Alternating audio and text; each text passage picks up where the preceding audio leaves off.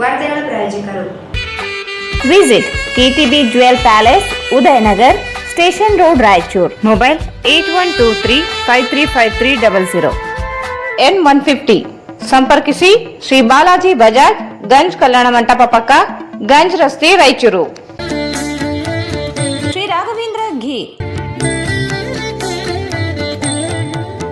Shri Raghavendra Bharat furnitures ರಾಯಚೂರಿನಲ್ಲಿ ಮೊದಲ ಬಾರಿಗೆ 3 ಮಳಿಗೆ ಒಳಗೊಂಡ ಬೃಹತ್ ಆಕಾರದ furniture showroom. SAK convention hall. Book now flat 50% discount. Save of the season. With luxury rooms, faculty, fully centralized AC halls, wide parking areas, facilities. Visit Shekhar Nagar, IB Road, Raichur.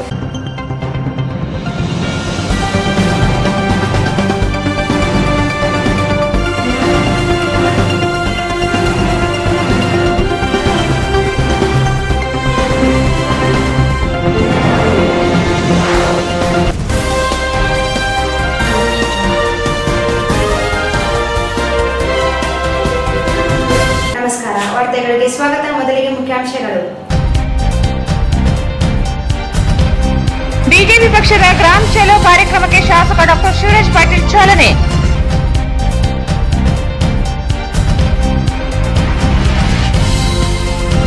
ಮತ್ಸ್ಯ ಸಂಪದ ಜಾಗೃತಿ ಅಭಿಯಾನಕ್ಕೆ ಚಾಲನೆ. ಮೀನು ಕೃಷಿ ರೈತರ ಆರ್ಥಿಕ ಭದ್ರತೆಗೆ ಸಹಕಾರಿ ಕೆಸಿ ವೀರಣ್ಣ.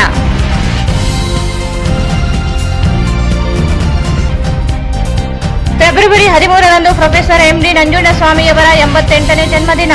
ರಾಕೇಶ್ ಟಿಕಾಯತ್ ಉದ್ಘಾಟನೆ. ನರಸಪ್ಪ ಯಾದವ್ ಕ್ರಾಣಿ. ಕೇಂದ್ರ ಬಿಜೆಪಿ ಸರ್ಕಾರದ ರೈತ ಯೋಜನೆಗಳ ಮಾಹಿತಿ ನೀಡಲು ಗ್ರಾಮ ಪರಿಕ್ರಮ ಜಾಥಾ. ಸಿದ್ದನಗೌಡ ನೆಲೆಹಾರ್.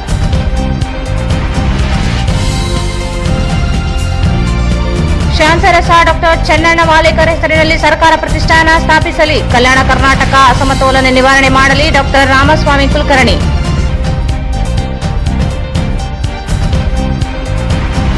ಮಾನವ ಜನ್ಮ ದೊಡ್ಡದು, ಸಾರ್ಥಕಪಡಿಸಿಕೊಳ್ಳಲು ರಾಮಸ್ವಾಮಿ ನುಡಿಕರೆ.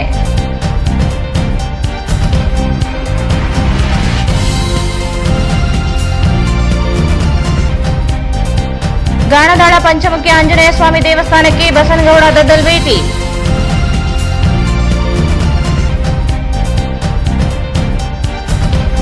ಕಾಯಕ ಶರಣರ ಜಯಂತಿ. ಮಕ್ಕಳಲ್ಲಿ ಮಾನವೀಯ ಮೌಲ್ಯ ಬೆಳೆಸಬೇಕು. ದುರ್ಗೇಶ್.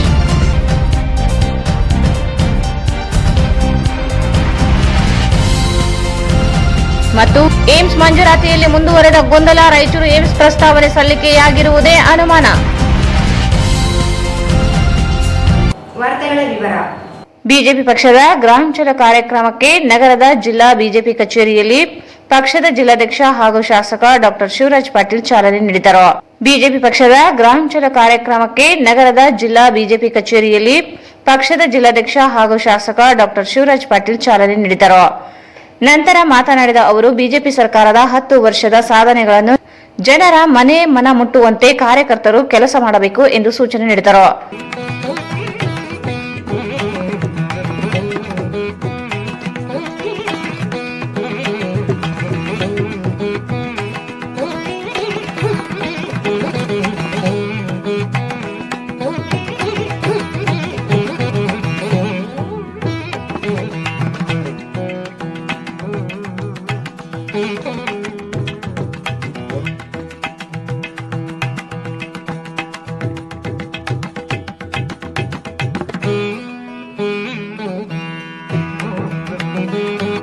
ನಾನು ಧನ್ಯವಾದ ಹೇಳ್ತೇನೆ. ಯಾಕಂದ್ರೆ ನಿಮ್ಮೆಲ್ಲರ ಶಕ್ತಿ ನೋಡಿನೇ ನನಗೆ ಜಿಲ್ಲಾಧ್ಯಕ್ಷರ ಸ್ಥಾನ ಕೊಟ್ಟಿರೋದು. ಇದು ನನಗೆ ಅದಕ್ಕಾಗಿ ನಾನು ಯಾವುದೇ 3 ಸಾರಿ ಶಾಸಕರಾಗಬೇಕಾದರೂ ನಿಮ್ಮೆಲ್ಲರ ಪರಿಶ್ರಮ ಬೆಂಬಲದಲ್ಲಿದೆ. ಇವತ್ತು ಜಿಲ್ಲಾಧ್ಯಕ್ಷರಾಗಿ ಆಯ್ಕೆ ಆಗಬೇಕಾದ್ರೆ ಇದು ನನ್ನ ನೋಡಿ ಕೊಟ್ಟಿಲ್ಲ, ತಮ್ಮೆಲ್ಲರ ಶಕ್ತಿ ನೋಡಿ ನನಗೆ ಕೊಟ್ಟಿದ್ದಾರೆ ಅಂತ ಹೇಳಿ ನಾನು ಯಾವಾಗಲೂ ಭಾವಿಸುವ ಮನಸ್ಥಿತಿಯಲ್ಲಿದೆ ಅಂತ ತಮಗೆ ಹೇಳಿದ್ದೇನೆ. ಇವತ್ತು ನಮಗೆ ಗೊತ್ತಿದ್ದರೆ ಕಳೆದ 10 ವರ್ಷದಲ್ಲಿ ನಮ್ಮ ದೇಶದ ಪ್ರಧಾನಿ, ಜಗತ್ತು ಕಂಡಂತಹ ಅತ್ಯಂತ ಪ್ರಭಾವಿ ರಾಜಕಾರಣಿ ಮತ್ತು ಭಾರತ ದೇಶದ ಇತಿಹಾಸ ನಿರ್ಮಿಸುವ ದಾರಿಯಲ್ಲಿದ್ದಂತ ನಮ್ಮೆಲ್ಲರ ಪ್ರಧಾನಿಗಳು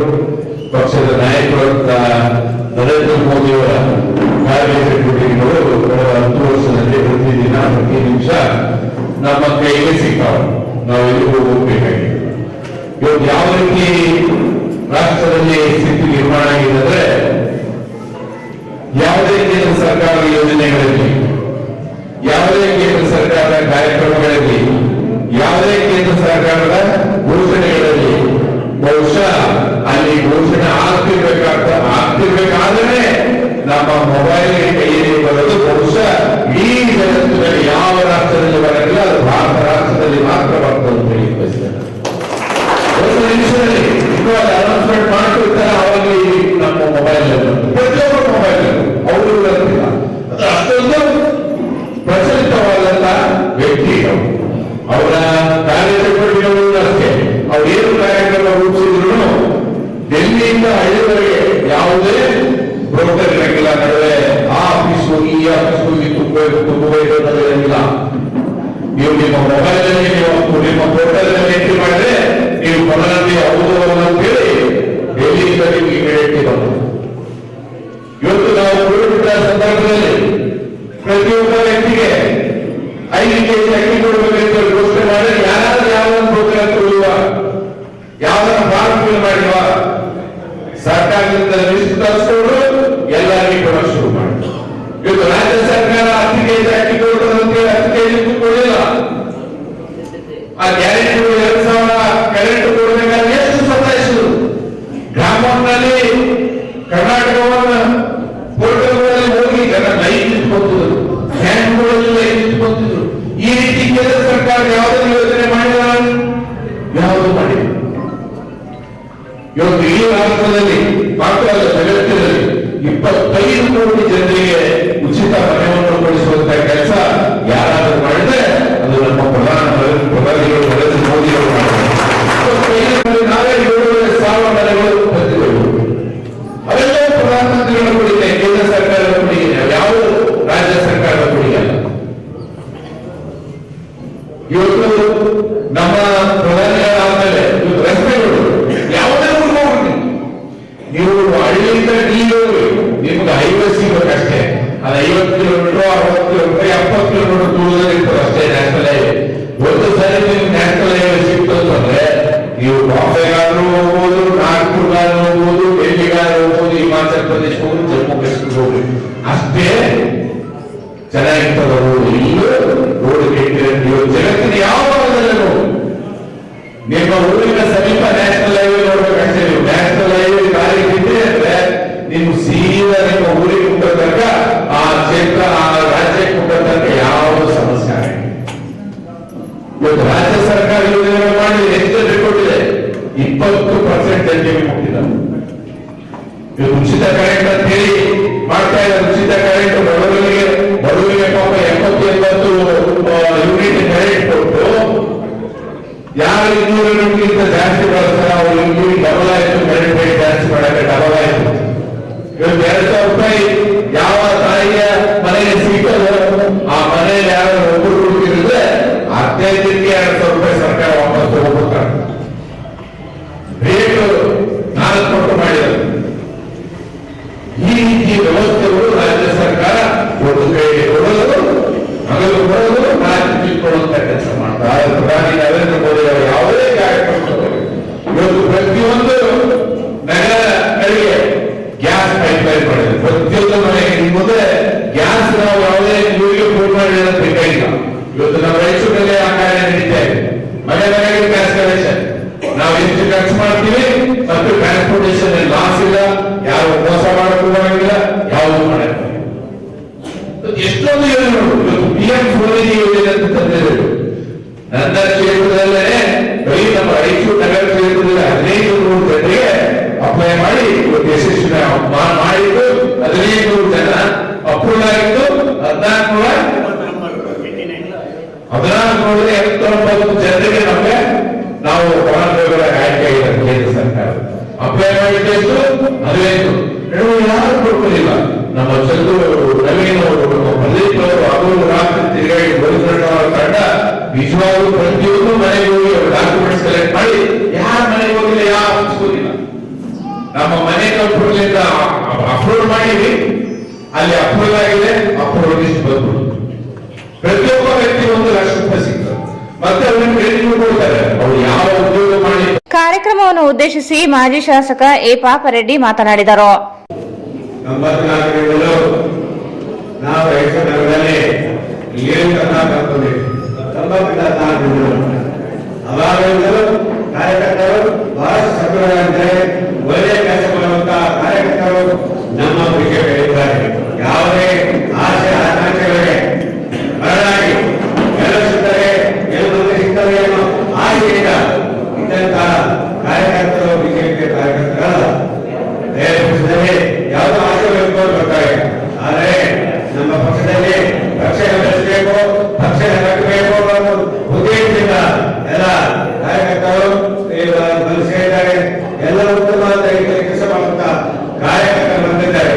ನಮ್ಮ ಶಾಸಕರು ನಾವು ರಾಷ್ಟ್ರ ಮಟ್ಟದಲ್ಲಿ ಹೋಗ್ತಾ ಇಲ್ಲ. ನಮ್ಮ ಶಾಸಕರು ರೈತರು ನಗರದಲ್ಲಿ ಅದ್ಭುತವಾದಂತಹ ಅನುಕೂಲ ಮಾಡಿದ್ದಾರೆ. ಯಾರೋ ಮಾಡಿದಂತ ಕೆಲಸವನ್ನು ಏನು 75 ವರ್ಷದ ಶಾಸಕರು, ನಾನು ಒಬ್ಬನಾಗಿದ್ದ ಆ ಶಾಸಕರಲ್ಲಿ, ಆದರೂ ನಾವು ಯಾರು ಎಲ್ಲ ಮಾಡಿದಂತ ಕೆಲಸ ಅವರು ಮಾಡ್ತಾ ಬಂದಿದ್ದಾರೆ. ಪ್ರತಿ ಕ್ಷೇತ್ರ ಪ್ರತಿಯೊಂದು ಅವಧಿಯಲ್ಲಿ 1,000 ಕೋಟಿ ತಂದು ಈ ರೈತರನ್ನು ಅಭಿವೃದ್ಧಿ ಮಾಡುವಂತ ಕೆಲಸ ಇದ್ದಾರೆ. ಆದರೆ ಇನ್ನಾಭಿವೃದ್ಧಿ ಆಗಿಲ್ಲ ಅನ್ನೋ ಭಾವನೆ ಜನರಿದೆ. ಅದು ಇಷ್ಟೊಂದು ಅಭಿವೃದ್ಧಿ ಯಾರು ಮಾಡಬೇಕು? ಯಾರು ಆಗ್ತಿಲ್ಲ. ಎಲ್ಲ ಇವರು ಸ್ಪರ್ಧೆ ಹೋದ್ರೆ ಎಲ್ಲ ಕಡೆ ಶಿಕ್ಷಕರು, ಎಲ್ಲ ಕಡೆ ಶಿಕ್ಷಕರು ನಾವು ಸ್ಪರ್ಧೆ ಮಾಡ್ತಾರೆ. ಏನ್ ಮಾಡಿದ್ರು ಸಭೆಯಲ್ಲಿ ಎಲ್ಲ ಮೂಲಭೂತ ಸೌಲಭ್ಯಗಳನ್ನು ಕಲ್ಪಿಸಿದಂತ ಶಾಸಕರು ಸುಧಾರಿಸಬೇಕು. ಕೆಲಸವನ್ನು ಮಾಡಿದರೆ ಪ್ರತಿಯೊಂದು ಸಮಾಜಕ್ಕೆ ಈಗ 55 ಲಕ್ಷ ರೂಪಾಯಿ ಸಮುದಾಯ ಭವನದ ಕಟ್ಟುಮನೆಗೆ ಯಾರು ಕೊಟ್ಟಿದ್ದರು? ಯಾವ ಬಗೆಯಲ್ಲಿ ಆಗಿದ್ದರು? ಪ್ರತಿಯೊಂದು ಸಮಾಜಕ್ಕೆ ಯಾವ ಸಮಾಜವನ್ನು ಬಿಡಲಾರೆ ಇಷ್ಟೊಂದು ಅನುದಾನವನ್ನು ಕೊಡುವಂತ ಶಾಸಕರು. ಕಾರಣ ಬಿಜೆಪಿ ಶಾಸಕರು ಎಲ್ಲ ಅದೇ ಅರ್ಥ ಇರ್ತಾರೆ. ಬಿಜೆಪಿ ನಾಯಕರಾದಂತ ಎಲ್ಲ ಜನ ಯಕಪ್ಪನವರು, ನಾನು ಇರ್ಬೋದು, ನಮ್ಮನ್ನು ಅವಧಿಯಲ್ಲಿ ಸಮಾಜಕ್ಕೆ ಮಾಡುವ ಕೆಲಸಗಳು ಏನು ಬೇಕು, ಸಮಾಜದಲ್ಲಿ ಎಲ್ಲವೂ ಬರುವಂತ ಉದ್ದೇಶ ನಾವು ಕಲಿಸಿಕೊಟ್ಟಿವಿ. ಆ ಒಂದು ಕಾರಣದಿಂದ ಎಲ್ಲ ಜನರಲ್ಲಿ ಬಿಜೆಪಿ ಕೊಡಲಾಗುವುದಿಲ್ಲ. ಹಾಗೆಯೇ ಬರೀ ನಮ್ಮ ಹಿರಿಯರೇ ಕಾರ್ಯಕರ್ತರು ಕೆಲಸ ಮಾಡ್ತಾರೆ. ಆ ನಾಯಕರು ನಮ್ಮ ಉತ್ತಮವಾದ ಕೆಲಸ ಮಾಡ್ತಾ ಬಂದಿದ್ದಾರೆ. ಆ ಕಾರಣದಿಂದ ನಾವೆಲ್ಲರೂ ಒಬ್ಬರಿಂದ ಒಳ್ಳೆಯ ಅಭಿಮಾನದಿಂದ ಏನು 8 ವರ್ಷ ಬರ್ತಾರೆ ಹೋಗ್ತಾರೆ. ಆದರೆ ಪಕ್ಷ ಶಾಸಕ ಆಗ್ತಾರೆ, ಪಕ್ಷ ಶಾಸಕ ಆಗ್ತಾರೆ. ನಂತರ 4 ರಾಜೀನಾಮೆ ಬರ್ತೇವೆ, ಹೋಗ್ತೇವೆ. ಆದರೆ ಪಕ್ಷ ಶಾಸಕ ಆಗ್ತಾರೆ. ಪಕ್ಷದ ಹೋಗ್ಬೇಕು, ಪಕ್ಷಕ್ಕೆ ಬದಲಾಗ್ತೇವೆ, ಅಭ್ಯರ್ಥಿಗಳಲ್ಲ, ಪಕ್ಷಕ್ಕೆ ಬದಲಾಗ್ತೇವೆ. ಭಾರತ ಹೆಸರನ್ನು ನಾವು ಬಿಜೆಪಿ ಮುಖಂಡರ ಮುಖಾಂತರ ನಾವು ಬಿಜೆಪಿಯ ಸಂಸದನ್ನು ಬೆಳೆಸಬೇಕಲ್ಲ. ಈ ಸಂದರ್ಭದಲ್ಲಿ ವಿಧಾನ ಪರಿಷತ್ ಮಾಜಿ ಸದಸ್ಯ ಎನ್ ಶಂಕರಪ್ಪ, ಮಾಜಿ ಶಾಸಕ ಎ ಪಾಪರೆಡ್ಡಿ, ಮಾಜಿ ನಗರ ಅಭಿವೃದ್ಧಿ ಅಧ್ಯಕ್ಷ ಗೋವಿಂದ್, ಮಾಜಿ ಆರ್ಡಿಎ ಸದಸ್ಯ ಚಂದ್ರು, ಮಾಜಿ ಆರ್ಡಿಎ ಅಧ್ಯಕ್ಷ ರಾಜ್ಕುಮಾರ್, ವೈ ಯಲ್ಲಪ್ಪ, ಮಾಜಿ ಆರ್ಡಿಎ ಅಧ್ಯಕ್ಷ ಜಗನ್ನಾಥ್ ಕುಲಕರ್ಣಿ, ಮಾಜಿ ನಗರಸಭೆ ಸದಸ್ಯ ತಿಮ್ಮಪ್ಪ ಫಿರಂಗಿ, ನಗರಸಭೆ ಸದಸ್ಯ ಎ ಶಶಿರಾಜ್, ಬಿಜೆಪಿ ಮುಖಂಡ ಕಡಗೋಳು ಆಂಜನೇಯ, ಪಕ್ಷದ ಕಾರ್ಯಕರ್ತರು ಉಪಸ್ಥಿತರಿದ್ದರು.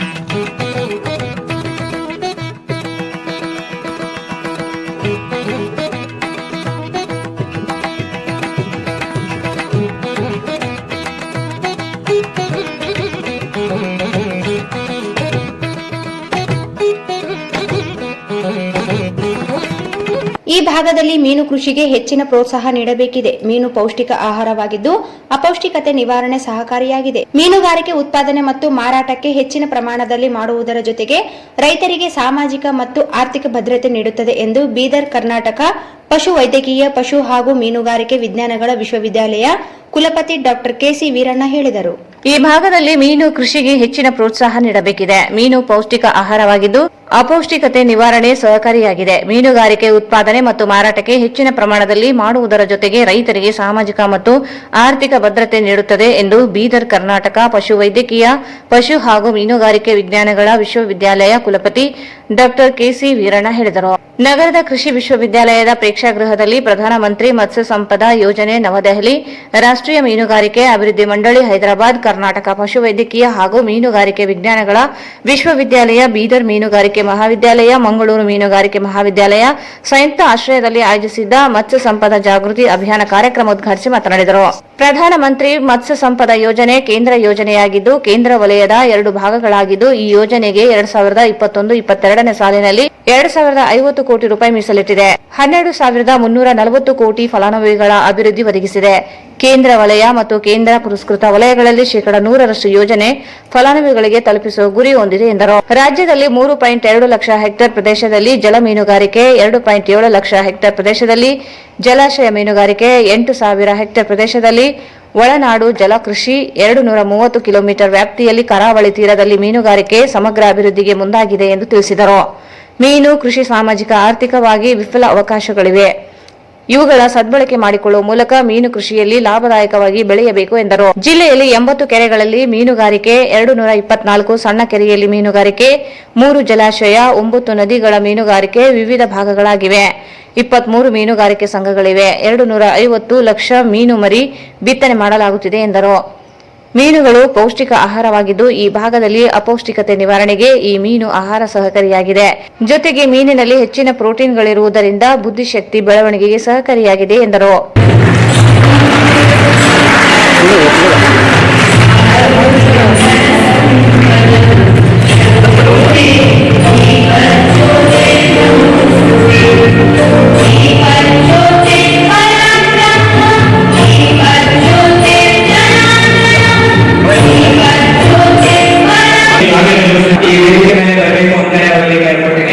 ಇನ್ನು ಕಾರ್ಯಕ್ರಮದ ಪ್ರಥಮ ಹಂತವಾಗಿ ನಾವು ದೇವರನ್ನ ಸ್ಮರಿಸಲು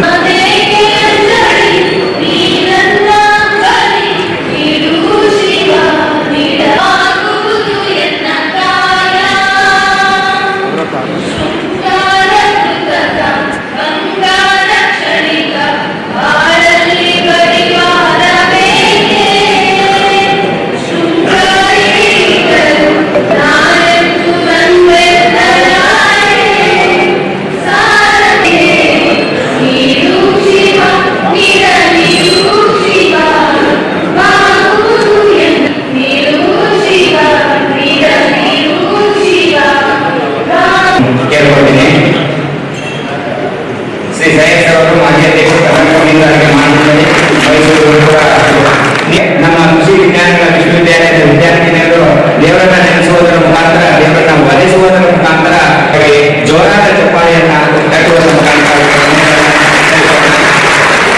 ಇನ್ನು ಈ ಕಾರ್ಯಕ್ರಮದ ಅಂಗವಾಗಿ ತಾವೆಲ್ಲರೂ ಕೂಡ ವೇದಿಕೆ ಮೇಲೆ ಇರ್ತಕ್ಕಂಥ ಮಹಾನ್ ಗಣ್ಯರು ಮತ್ತು ಮುಂಭಾಗದಲ್ಲಿರ್ತಕ್ಕಂಥ ಎಲ್ಲಾ ಗಣ್ಯರು ಕೂಡ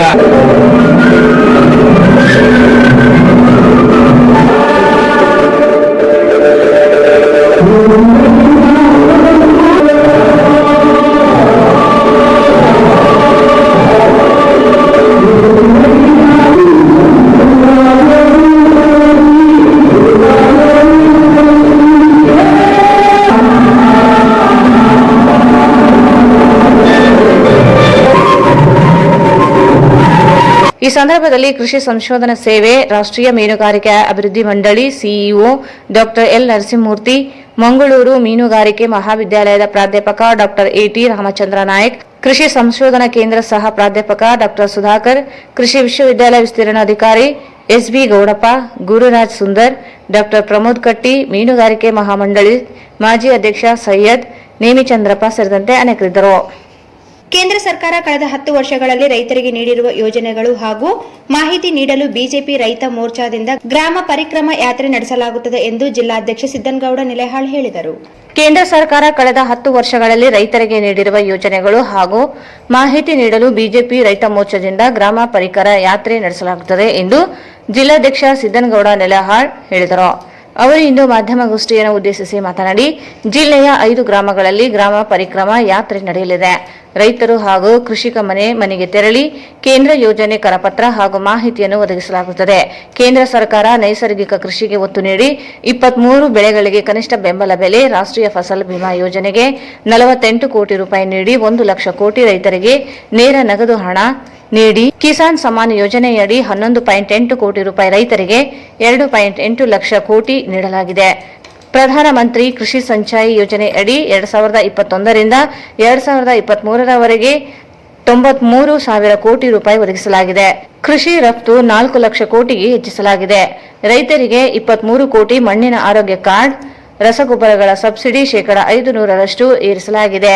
ನೀರಿನ ಉಳಿತಾಯ, ಡಿಜಿಟಲ್ ಪಾವತಿ, ಸ್ವಚ್ಛತಾ ಅಭಿಯಾನ್, ಮೇಡ್ ಇನ್ ಇಂಡಿಯಾ ಸೇರಿ 9 ಸಂಕಲ್ಪ ಮಾಡಿರುವ ಪ್ರಧಾನಿ ನರೇಂದ್ರ ಮೋದಿ ಅವರು ಒತ್ತು ನೀಡುತ್ತಿರುವ ಕುರಿತು ಜನರಿಗೆ ಮಾಹಿತಿ ನೀಡಲಾಗುತ್ತದೆ ಎಂದರು. ನಮ್ಮ ರೈತ ಸಮುದಾಯಕ್ಕೆ ಮುಗಿಸಬೇಕಂತಕ್ಕಂಥ ಒಂದು ನಿರ್ಧಾರದಿಂದ ಮಾನ್ಯ ರಾಷ್ಟ್ರೀಯ ಅಧ್ಯಕ್ಷರಾಗಿರ್ತಕ್ಕಂಥ JP ನಡ್ಡಾರವರ ನಿರ್ದೇಶನದಂತೆ ಮತ್ತು ಪ್ರಧಾನಮಂತ್ರಿ ಶ್ರೀಯುತ ನರೇಂದ್ರ ಮೋದಿಜಿಯವರ ಆಶಯದಂತೆ ಫೆಬ್ರವರಿ 12ನೇ ತಾರೀಕಿನಿಂದ ಈ ಒಂದು ಗ್ರಾಮ ಪರಿಕ್ರಮ ಕಾರ್ಯಕ್ರಮವನ್ನು ರೂಪಿಸಿದ್ದೇವೆ ಕೂಡ. ಈಗಾಗಲೇ ನಾಳೆ 12ನೇ ತಾರೀಕಿನಿಂದ ಇದರ ಉದ್ಘಾಟನೆ ಆಗುತ್ತೆ ರಾಷ್ಟ್ರೀಯ ಅಧ್ಯಕ್ಷರಿಂದ. ಇದರ ಉದ್ದೇಶ ಇಷ್ಟೇ, ಕೇಂದ್ರ ಸರ್ಕಾರದಿಂದ ನೀಡಿರ್ತಕ್ಕಂಥ ರೈತರಿಗೆ ಯಾವ ಯೋಜನೆಗಳನ್ನ ನೀಡಿದ್ದೇವೆ ಅದು ನಮ್ಮ ಭಾರತದ ಎಲ್ಲ ರೈತರಿಗೂ ಕೂಡ ತಿಳಿಬೇಕು ಮತ್ತು ಅದರ ಮೂಲಕ ಬಿಜೆಪಿ ಬಗ್ಗೆ ಇನ್ನೂ ಹೆಚ್ಚಿನ ವಿಶ್ವಾಸವನ್ನು ಅವರು ಮೂಡಿಸಿಕೊಳ್ತಕ್ಕಂಥ ಒಂದು ವಾತಾವರಣವನ್ನು ನಿರ್ಮಿಸಬೇಕು ಅಂತಕ್ಕಂಥ ಒಂದು ಉದ್ದೇಶ ಇದರಲ್ಲಿದೆ. ಮತ್ತು ಕಾಂಗ್ರೆಸ್ ಅವಧಿಯಲ್ಲಿ ನಂತರದ ಈ 10 ವರ್ಷದ ಬಿಜೆಪಿ ಅವಧಿಯಲ್ಲಿ ಈ ಒಂದು ರೈತರಿಗೆ ಕೊಟ್ಟಿರ್ತಕ್ಕಂಥ ಸವಲತ್ತುಗಳಲ್ಲಿ ತುಲನಾತ್ಮಕವಾದಂತಹ ಒಂದು ಅಂಶಗಳನ್ನು ತಿಳಿಸಿ ಅವರಿಗೆ ಯಾವ ಸರ್ಕಾರದಿಂದ ಯಾವ ರೀತಿಯಾದಂತಹ ಅನುಕೂಲಗಳಾಗಿದೆ ಅಂತಕ್ಕಂಥ ವಿಷಯವನ್ನು ಕೂಡ ಮನದಟ್ಟು ಮಾಡತಕ್ಕಂಥ ವಿರುದ್ಧವಾದಂತಹ ಈ ಒಂದು ಸಂಘಟನಾತ್ಮಕ ಕಾರ್ಯಕ್ರಮವನ್ನು ರಾಷ್ಟ್ರೀಯ ಅಧ್ಯಕ್ಷರಿಂದ ಉದ್ಘಾಟನೆಯಾಗಿ ನಮ್ಮ ರಾಜ್ಯದ ರೈತ ಮೋರ್ಚಾದ ಅಧ್ಯಕ್ಷರ ಒಂದು ಅಳತೆಯಂತೆ ಜಿಲ್ಲಾ ಪ್ರತಿಯೊಂದು ಸಂಘಟನಾತ್ಮಕ ಜಿಲ್ಲೆಯಲ್ಲಿ ಪ್ರತಿಯೊಂದು ಗ್ರಾಮಕ್ಕೂ ಕೂಡ ಮುಟ್ಟಬೇಕು ಮತ್ತು ಒಂದು ದಿನದಲ್ಲಿ ಕನಿಷ್ಠ ಒಂದು ಜಿಲ್ಲೆಯಲ್ಲಿ 5 ಗ್ರಾಮಗಳಲ್ಲಿ ಈ ತರದ ಒಂದು ಪರಿಕ್ರಮ ಅಂದರೆ ಪ್ರದಕ್ಷಿಣೆ ಹಾಕೋದ್ರ ಮೂಲಕ ರೈತರ ಮನೆಬಾಗಿಲಿಗೆ ನಮ್ಮ ರೈತ ಮೋರ್ಚಾದ ನಮ್ಮ ಒಂದು ಕಾರ್ಯಕರ್ತರು ಏನಿದ್ದಾರೆ ಅವರು ಹೋಗಿ ಕರಪತ್ರಗಳನ್ನು ಕೊಡೋದ್ರ ಮೂಲಕ ಅವ್ರ ಜೊತೆ ಮುಖಾಮುಖಿ ಮಾತಾಡೋದ್ರ ಮೂಲಕ ಸಂಘಟನೆಯನ್ನ ಇನ್ನಷ್ಟು ಬಲಪಡಿಸತಕ್ಕಂಥ ಒಂದು ಕಾರ್ಯಕ್ರಮ ಇದಾಗಿದೆ. ಈಗ ಕೇಂದ್ರದಿಂದ ನೈಸರ್ಗಿಕವಾದಂತಹ ಕೃಷಿಗೆ ಯಾವ ರೀತಿಯಾದಂತಹ ಒತ್ತು ಕೊಟ್ಟಿದ್ದೇವೆ ಮತ್ತು 23 ಬೆಳೆಗಳಿಗೆ ಬೆಂಬಲ ಬೆಲೆಯನ್ನು ಕೊಡ್ತಾ ಇದ್ದೇವೆ, ಅದು ಎಷ್ಟು ಪ್ರಮಾಣದಲ್ಲಿ ಹೆಚ್ಚಾಗಿದೆ. ಹಾಗೆಯೇ ಈ ಒಂದು ಫಸಲ್ ಬಿಮಾ ಯೋಜನೆಯಲ್ಲಿ 48 ಕೋಟಿ ಅರ್ಜಿಯಲ್ಲಿ 1.4 ಲಕ್ಷ ಕೋಟಿ ನೇರವಾಗಿ ಆಗದ ಒಂದು ವರ್ಗಾವಣೆ ಆಗಿದ್ರ ಬಗ್ಗೆ ಮತ್ತು ಅವರು ಗ್ರಾಮದಲ್ಲಿ ಕೂಡ ಈ ಒಂದು ಫಸಲ್ ಬಿಮಾ ಯೋಜನೆಯಲ್ಲಿ ಎಷ್ಟು ಜನ ಫಲಾನುಭವಿಗಳು ಮತ್ತು ಆ ಯೋಜನೆಯನ್ನ ಲಾಭವನ್ನು ತೆಗೆದುಕೊಂಡಿದ್ದಾರೆ ಅವರ ಮೂಲಕ ಈ ಒಂದು ಫಸಲ್ ಬಿಮಾ ಯೋಜನೆಯ ಒಂದು ಪ್ರಾಮುಖ್ಯತೆಯನ್ನು ತಿಳಿಸತಕ್ಕಂಥದ್ದು. ಹಾಗೆಯೇ ಕಿಸಾನ್ ಸಮ್ಮಾನ್ ಯೋಜನೆಯಲ್ಲಿ ಒಂದು 11.8 ಕೋಟಿ ರೈತರಿಗೆ ಇವತ್ತಿನವರೆಗೂ ಕೂಡ ನಾವು 2.8 ಲಕ್ಷ ಕೋಟಿಯನ್ನು ಕೂಡ ನೀಡಿದ್ದೇವೆ. ಇದನ್ನು ಕೂಡ ರೈತರಿಗೆ ತಿಳಿಸತಕ್ಕಂಥದ್ದು. ಮತ್ತು ಕೃಷಿ ಸಿಂಚಾಯಿ ಯೋಜನೆಯ ಮೂಲಕ 2001 ರಿಂದ 2023 ಇಲ್ಲಿವರೆಗೆ ನಾವು ಕೇಂದ್ರ ಸರ್ಕಾರದಿಂದ 93,063 ಕೋಟಿ ರೂಪಾಯಿಗಳನ್ನು ನೀಡಿದ್ದೇವೆ. ಇದರ ಮೂಲಕ ನೀರಿನ ಉಳಿತಾಯ ಆಗಿದೆ ಮತ್ತು ನೀರಾವರಿ ಯೋಜನೆಯ ಒಂದು ಸವಲತ್ತಿನಿಂದ ಯಾವ್ಯಾವ ರೈತರು ವಂಚಿತರಾಗಿದ್ದರೂ ಅವರಿಗೆ ಈ ಒಂದು ಸಹಾಯಧನದ ಮೂಲಕ ಅವರಿಗೆ ಇವತ್ತು ನೀರಾವರಿಯ ಒಂದು ಆಶ್ರಿತ ಬೆಳೆಯನ್ನು ಬೆಳೆಯಲಿಕ್ಕೆ ಅನುಕೂಲ ಮಾಡಿಕೊಟ್ಟಿದ್ದೇವೆ. ಹಾಗೆಯೇ ಈ ಕೃಷಿ ರಫ್ತು ವಿಷಯದಲ್ಲಿ 4 ಲಕ್ಷ ಕೋಟಿಗೆ ಹೆಚ್ಚಳ ಮಾಡಿದ್ದೇವೆ. ಹಾಗೆಯೇ ಈ ಒಂದು ಬಜೆಟ್ಗೆ ಕೃಷಿಗೆ ನೀಡತಕ್ಕಂಥ ಬಜೆಟ್ ಈ 10 ವರ್ಷದಲ್ಲಿ ನಾವು 5 ಪಟ್ಟು ಜಾಸ್ತಿ ಮಾಡಿದ್ದೇವೆ. 2013-14ರಲ್ಲಿ ಬರೀ 21,933 ಕೋಟಿ ಇದ್ದದ್ದು 2023-24ರಲ್ಲಿ 1,25,36 ಕೋಟಿ ರೂಪಾಯಿಗಳನ್ನ ನಾವು ಕೃಷಿಗಾಗಿ ಮೀಸಲಾಗಿಟ್ಟಿದ್ದೇವೆ. ಹಾಗೆಯೇ ರೈತರಿಗೆ ಈ ಒಂದು ಮಣ್ಣಿನ ಪರೀಕ್ಷೆಯನ್ನು ಮಾಡೋದಂತ ಪ್ರಾಮುಖ್ಯತೆಯನ್ನು ತಿಳಿಸಿ ಈ ಒಂದು ರಸಗೊಬ್ಬರಗಳನ್ನ ಹಾಕ್ತಕ್ಕಂಥದ್ದು ಈ ಸಾಂಪ್ರದಾಯಿಕವಾಗಿ ಯಾವ ಹೇಳಿದ ಮಾತನ್ನು ಕೇಳದೆ ತನ್ನ ಮಣ್ಣಿಗೆ ಯಾವ ರೀತಿಯಾದಂತಹ ಒಂದು ರಸಗೊಬ್ಬರದ ಅವಶ್ಯಕತೆ ಇದೆ ಅದನ್ನು ಅರ್ಥ ಮಾಡಿಕೊಂಡು ಕೃಷಿಯಲ್ಲಿ ಉಳಿತಾಯದ ಕೃಷಿಯನ್ನು ಮಾಡಲಿಕ್ಕೆ ಅನುಕೂಲ ಆಗುತ್ತದೆ. ಮಣ್ಣಿನ ಪರೀಕ್ಷೆಯ ಒಂದು ಕಾರ್ಯಗಳನ್ನು ಕೂಡ ನಾವು ಇವತ್ತು ರೈತರಿಗೆ ಒಂದು 23 ಕೋಟಿ ರೈತರಿಗೆ ಆ ತರದ ಒಂದು ಮಣ್ಣಿನ ಆರೋಗ್ಯದ ಕಾರ್ಡನ್ನು ಕೂಡ ಕೊಟ್ಟಿದ್ದೇವೆ. ಹಾಗೆಯೇ ರಸಗೊಬ್ಬರ ಸಬ್ಸಿಡಿಯಲ್ಲಿ 500 ಪಟ್ಟು ಹೆಚ್ಚು ಮಾಡಿದ್ದೇವೆ. ಇದರಿಂದ ಕೂಡ ಇವತ್ತು ಒಂದು DAP ಚೀಲ 3,850 ರೂಪಾಯಿ ಇದ್ದು ಕೇವಲ 1,250 ರೂಪಾಯಿ ಸಿಗ್ತಕ್ಕಂಥ ಒಂದು ವ್ಯವಸ್ಥೆಯನ್ನು ಮಾಡಿರ್ತಕ್ಕಂಥದ್ದು. ಇದರಿಂದ ಮತ್ತು ಇಡೀ ಈ 10 ವರ್ಷದಲ್ಲಿ ಎಲ್ಲವೂ. ಈ ಸಂದರ್ಭದಲ್ಲಿ ಜಿಲ್ಲಾ ಪ್ರಧಾನ ಕಾರ್ಯದರ್ಶಿ ವಿಷ್ಣುವರ್ಧನ್ ರೆಡ್ಡಿ, ಶಿವಲಿಂಗಯ್ಯ ಸ್ವಾಮಿ, ನೀಲಕಂಠಗೌಡ, ಜಾಲಿಬೆಂಚಿ, ಮಲ್ಲಿಕಾರ್ಜುನ ಉಪಸ್ಥಿತರಿದ್ದರು. ಈಗ ಜಾಹೀರಾತು. KTB Jewel Palace. Shop with confidence, compare making charges and get the best value for your money. Visit KTB Jewel Palace, Udayanagar, Station Road, Raichur. Raichur's biggest jewel palace. All types of jewelries available in only KTB Jewel Palace. 916 Allmark Gold Jewelries available. ವಿಶೇಷವಾಗಿ ಬಂಗಾರದ ಆಭರಣಗಳಾದ ನಮ್ಮಲ್ಲಿ fancy earrings, fancy necklace, ಮಾಂಗಲ್ಯ ಮತ್ತು ಬಳೆಗಳು ಇನ್ನೂ ಅನೇಕ ತರಹದ ಆಭರಣಗಳು ದೊರೆಯುತ್ತವೆ. ಬೆಳ್ಳಿಯ ಆಭರಣಗಳಾದ ಕಾಲುಂಗುರ, ಕಾಲುಗೆಜೆ, ಬೆಳ್ಳಿಯ ಪೂಜಾ ಐಟಮ್ಸ್, ವಿವಿಧ ರೀತಿಯ ಆರ್ಟಿಕಲ್ಸ್ ದೊರೆಯುತ್ತವೆ. ರಾಯಚೂರಿನಲ್ಲಿ ಮೊದಲ ಬಾರಿಗೆ ಯುವಕರಿಗಾಗಿಯೇ ಬ್ರಾಸ್ಲೆಟ್ಸ್, ಚೈನ್ಸ್, ಉಂಗುರಗಳು, ಇನ್ನೂ ಅನೇಕ ರೀತಿಯ ಡಿಸೈನ್ಸ್ ಆಭರಣಗಳು ದೊರೆಯುತ್ತವೆ.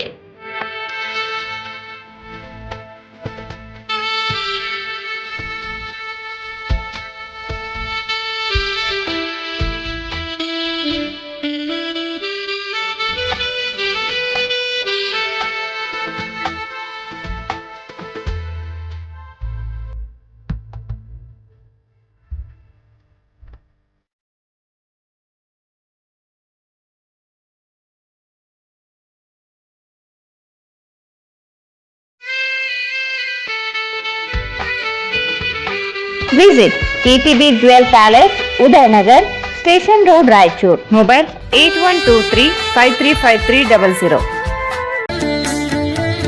Sri Raghavendra Ghee, Sri Raghavendra Tupa, Sri Raghavendra Ghee.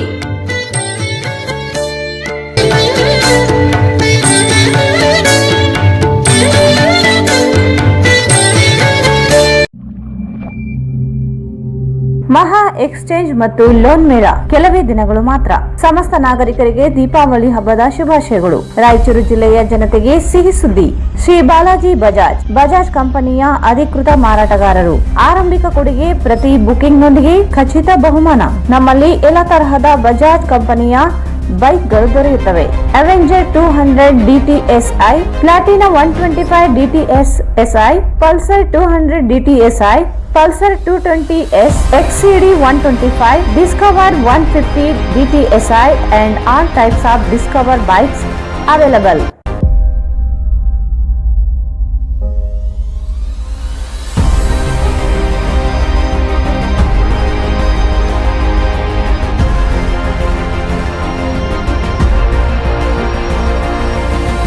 Visit beside Ganj Kalyana Mandap, Ganj Road, Raichur. Mobile 8844-60181. Bharat furnitures ರಾಯಚೂರಿನಲ್ಲಿ ಮೊದಲ ಬಾರಿಗೆ 3 ಮಳಿಗೆ ಒಳಗೊಂಡ ಬೃಹತ್ ಆಕಾರದ furniture showroom. We have office, household and all kinds of furnitures. Dealer in wooden cot, dining table, sofa set, dressing table, computer table, tea tables, office chairs, steel almari, wardrobe, TV stands, glassware items, sleepwell products, Damro, cello chairs, Supreme sofa set, Doco style furnitures, Shri Steel furnitures.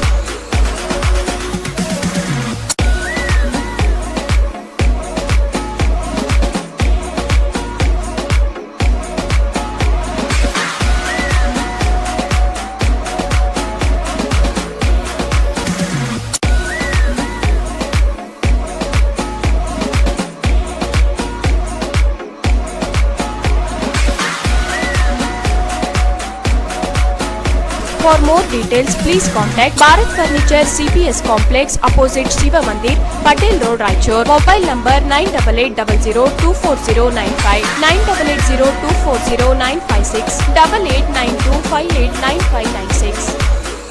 SAK Convention Hall. Book now flat 50% discount. Save of the season. With luxury rooms, faculty, fully centralized AC halls, wide parking areas facilities. Visit Shekhar Nagar, IB Road, Raichur. Visit SAK Convention Hall, Shekhar Nagar, IB Road, Raichur. ನಿಮ್ಮ ಯಾವುದೇ ಶುಭ ಕಾರ್ಯಕ್ರಮಗಳು ನಿಮ್ಮ ನೆನಪಿನಲ್ಲಿ ಉಳಿಯಬೇಕೇ? ಪ್ರಪ್ರಥಮ ಬಾರಿಗೆ ರಾಯಚೂರು ನಗರದಲ್ಲಿ ಅತ್ಯಂತ ವೈಭವವಾಗಿ ಆಚರಿಸಲು ವಿಶಾಲವಾದ ಕನ್ವೆನ್ಷನ್ ಹಾಲ್, ಅದು SAK convention hall. We decorate, you celebrate. ಸಂಪೂರ್ಣ ಏರ್ ಕಂಡೀಷನರ್ ಹಾಲ್ ಇದಾಗಿದ್ದು 600 ರಿಂದ 800 ಆಸನಗಳನ್ನು ಹೊಂದಿದ್ದು ಪ್ರತ್ಯೇಕವಾದ ಡೈನಿಂಗ್ ಹಾಲ್ ಹೊಂದಿದೆ. ನಮ್ಮಲ್ಲಿ naming ceremony, engagement, marriage, reception, college seminars, corporate events, product launching, brand promotion, get together parties, ಇನ್ನು ಹಲವು ರೀತಿಯ ಫಂಕ್ಷನ್ಸ್ ಇಲ್ಲಿ ಮಾಡಬಹುದು. ವಿಶಾಲವಾದ ಪಾರ್ಕಿಂಗ್ ವ್ಯವಸ್ಥೆ ಹೊಂದಿದ್ದು ರೈಲ್ವೆ ಸ್ಟೇಷನ್ ಮತ್ತು ಬಸ್ ಸ್ಟ್ಯಾಂಡ್ಗೆ ಹತ್ತಿರವಿದೆ.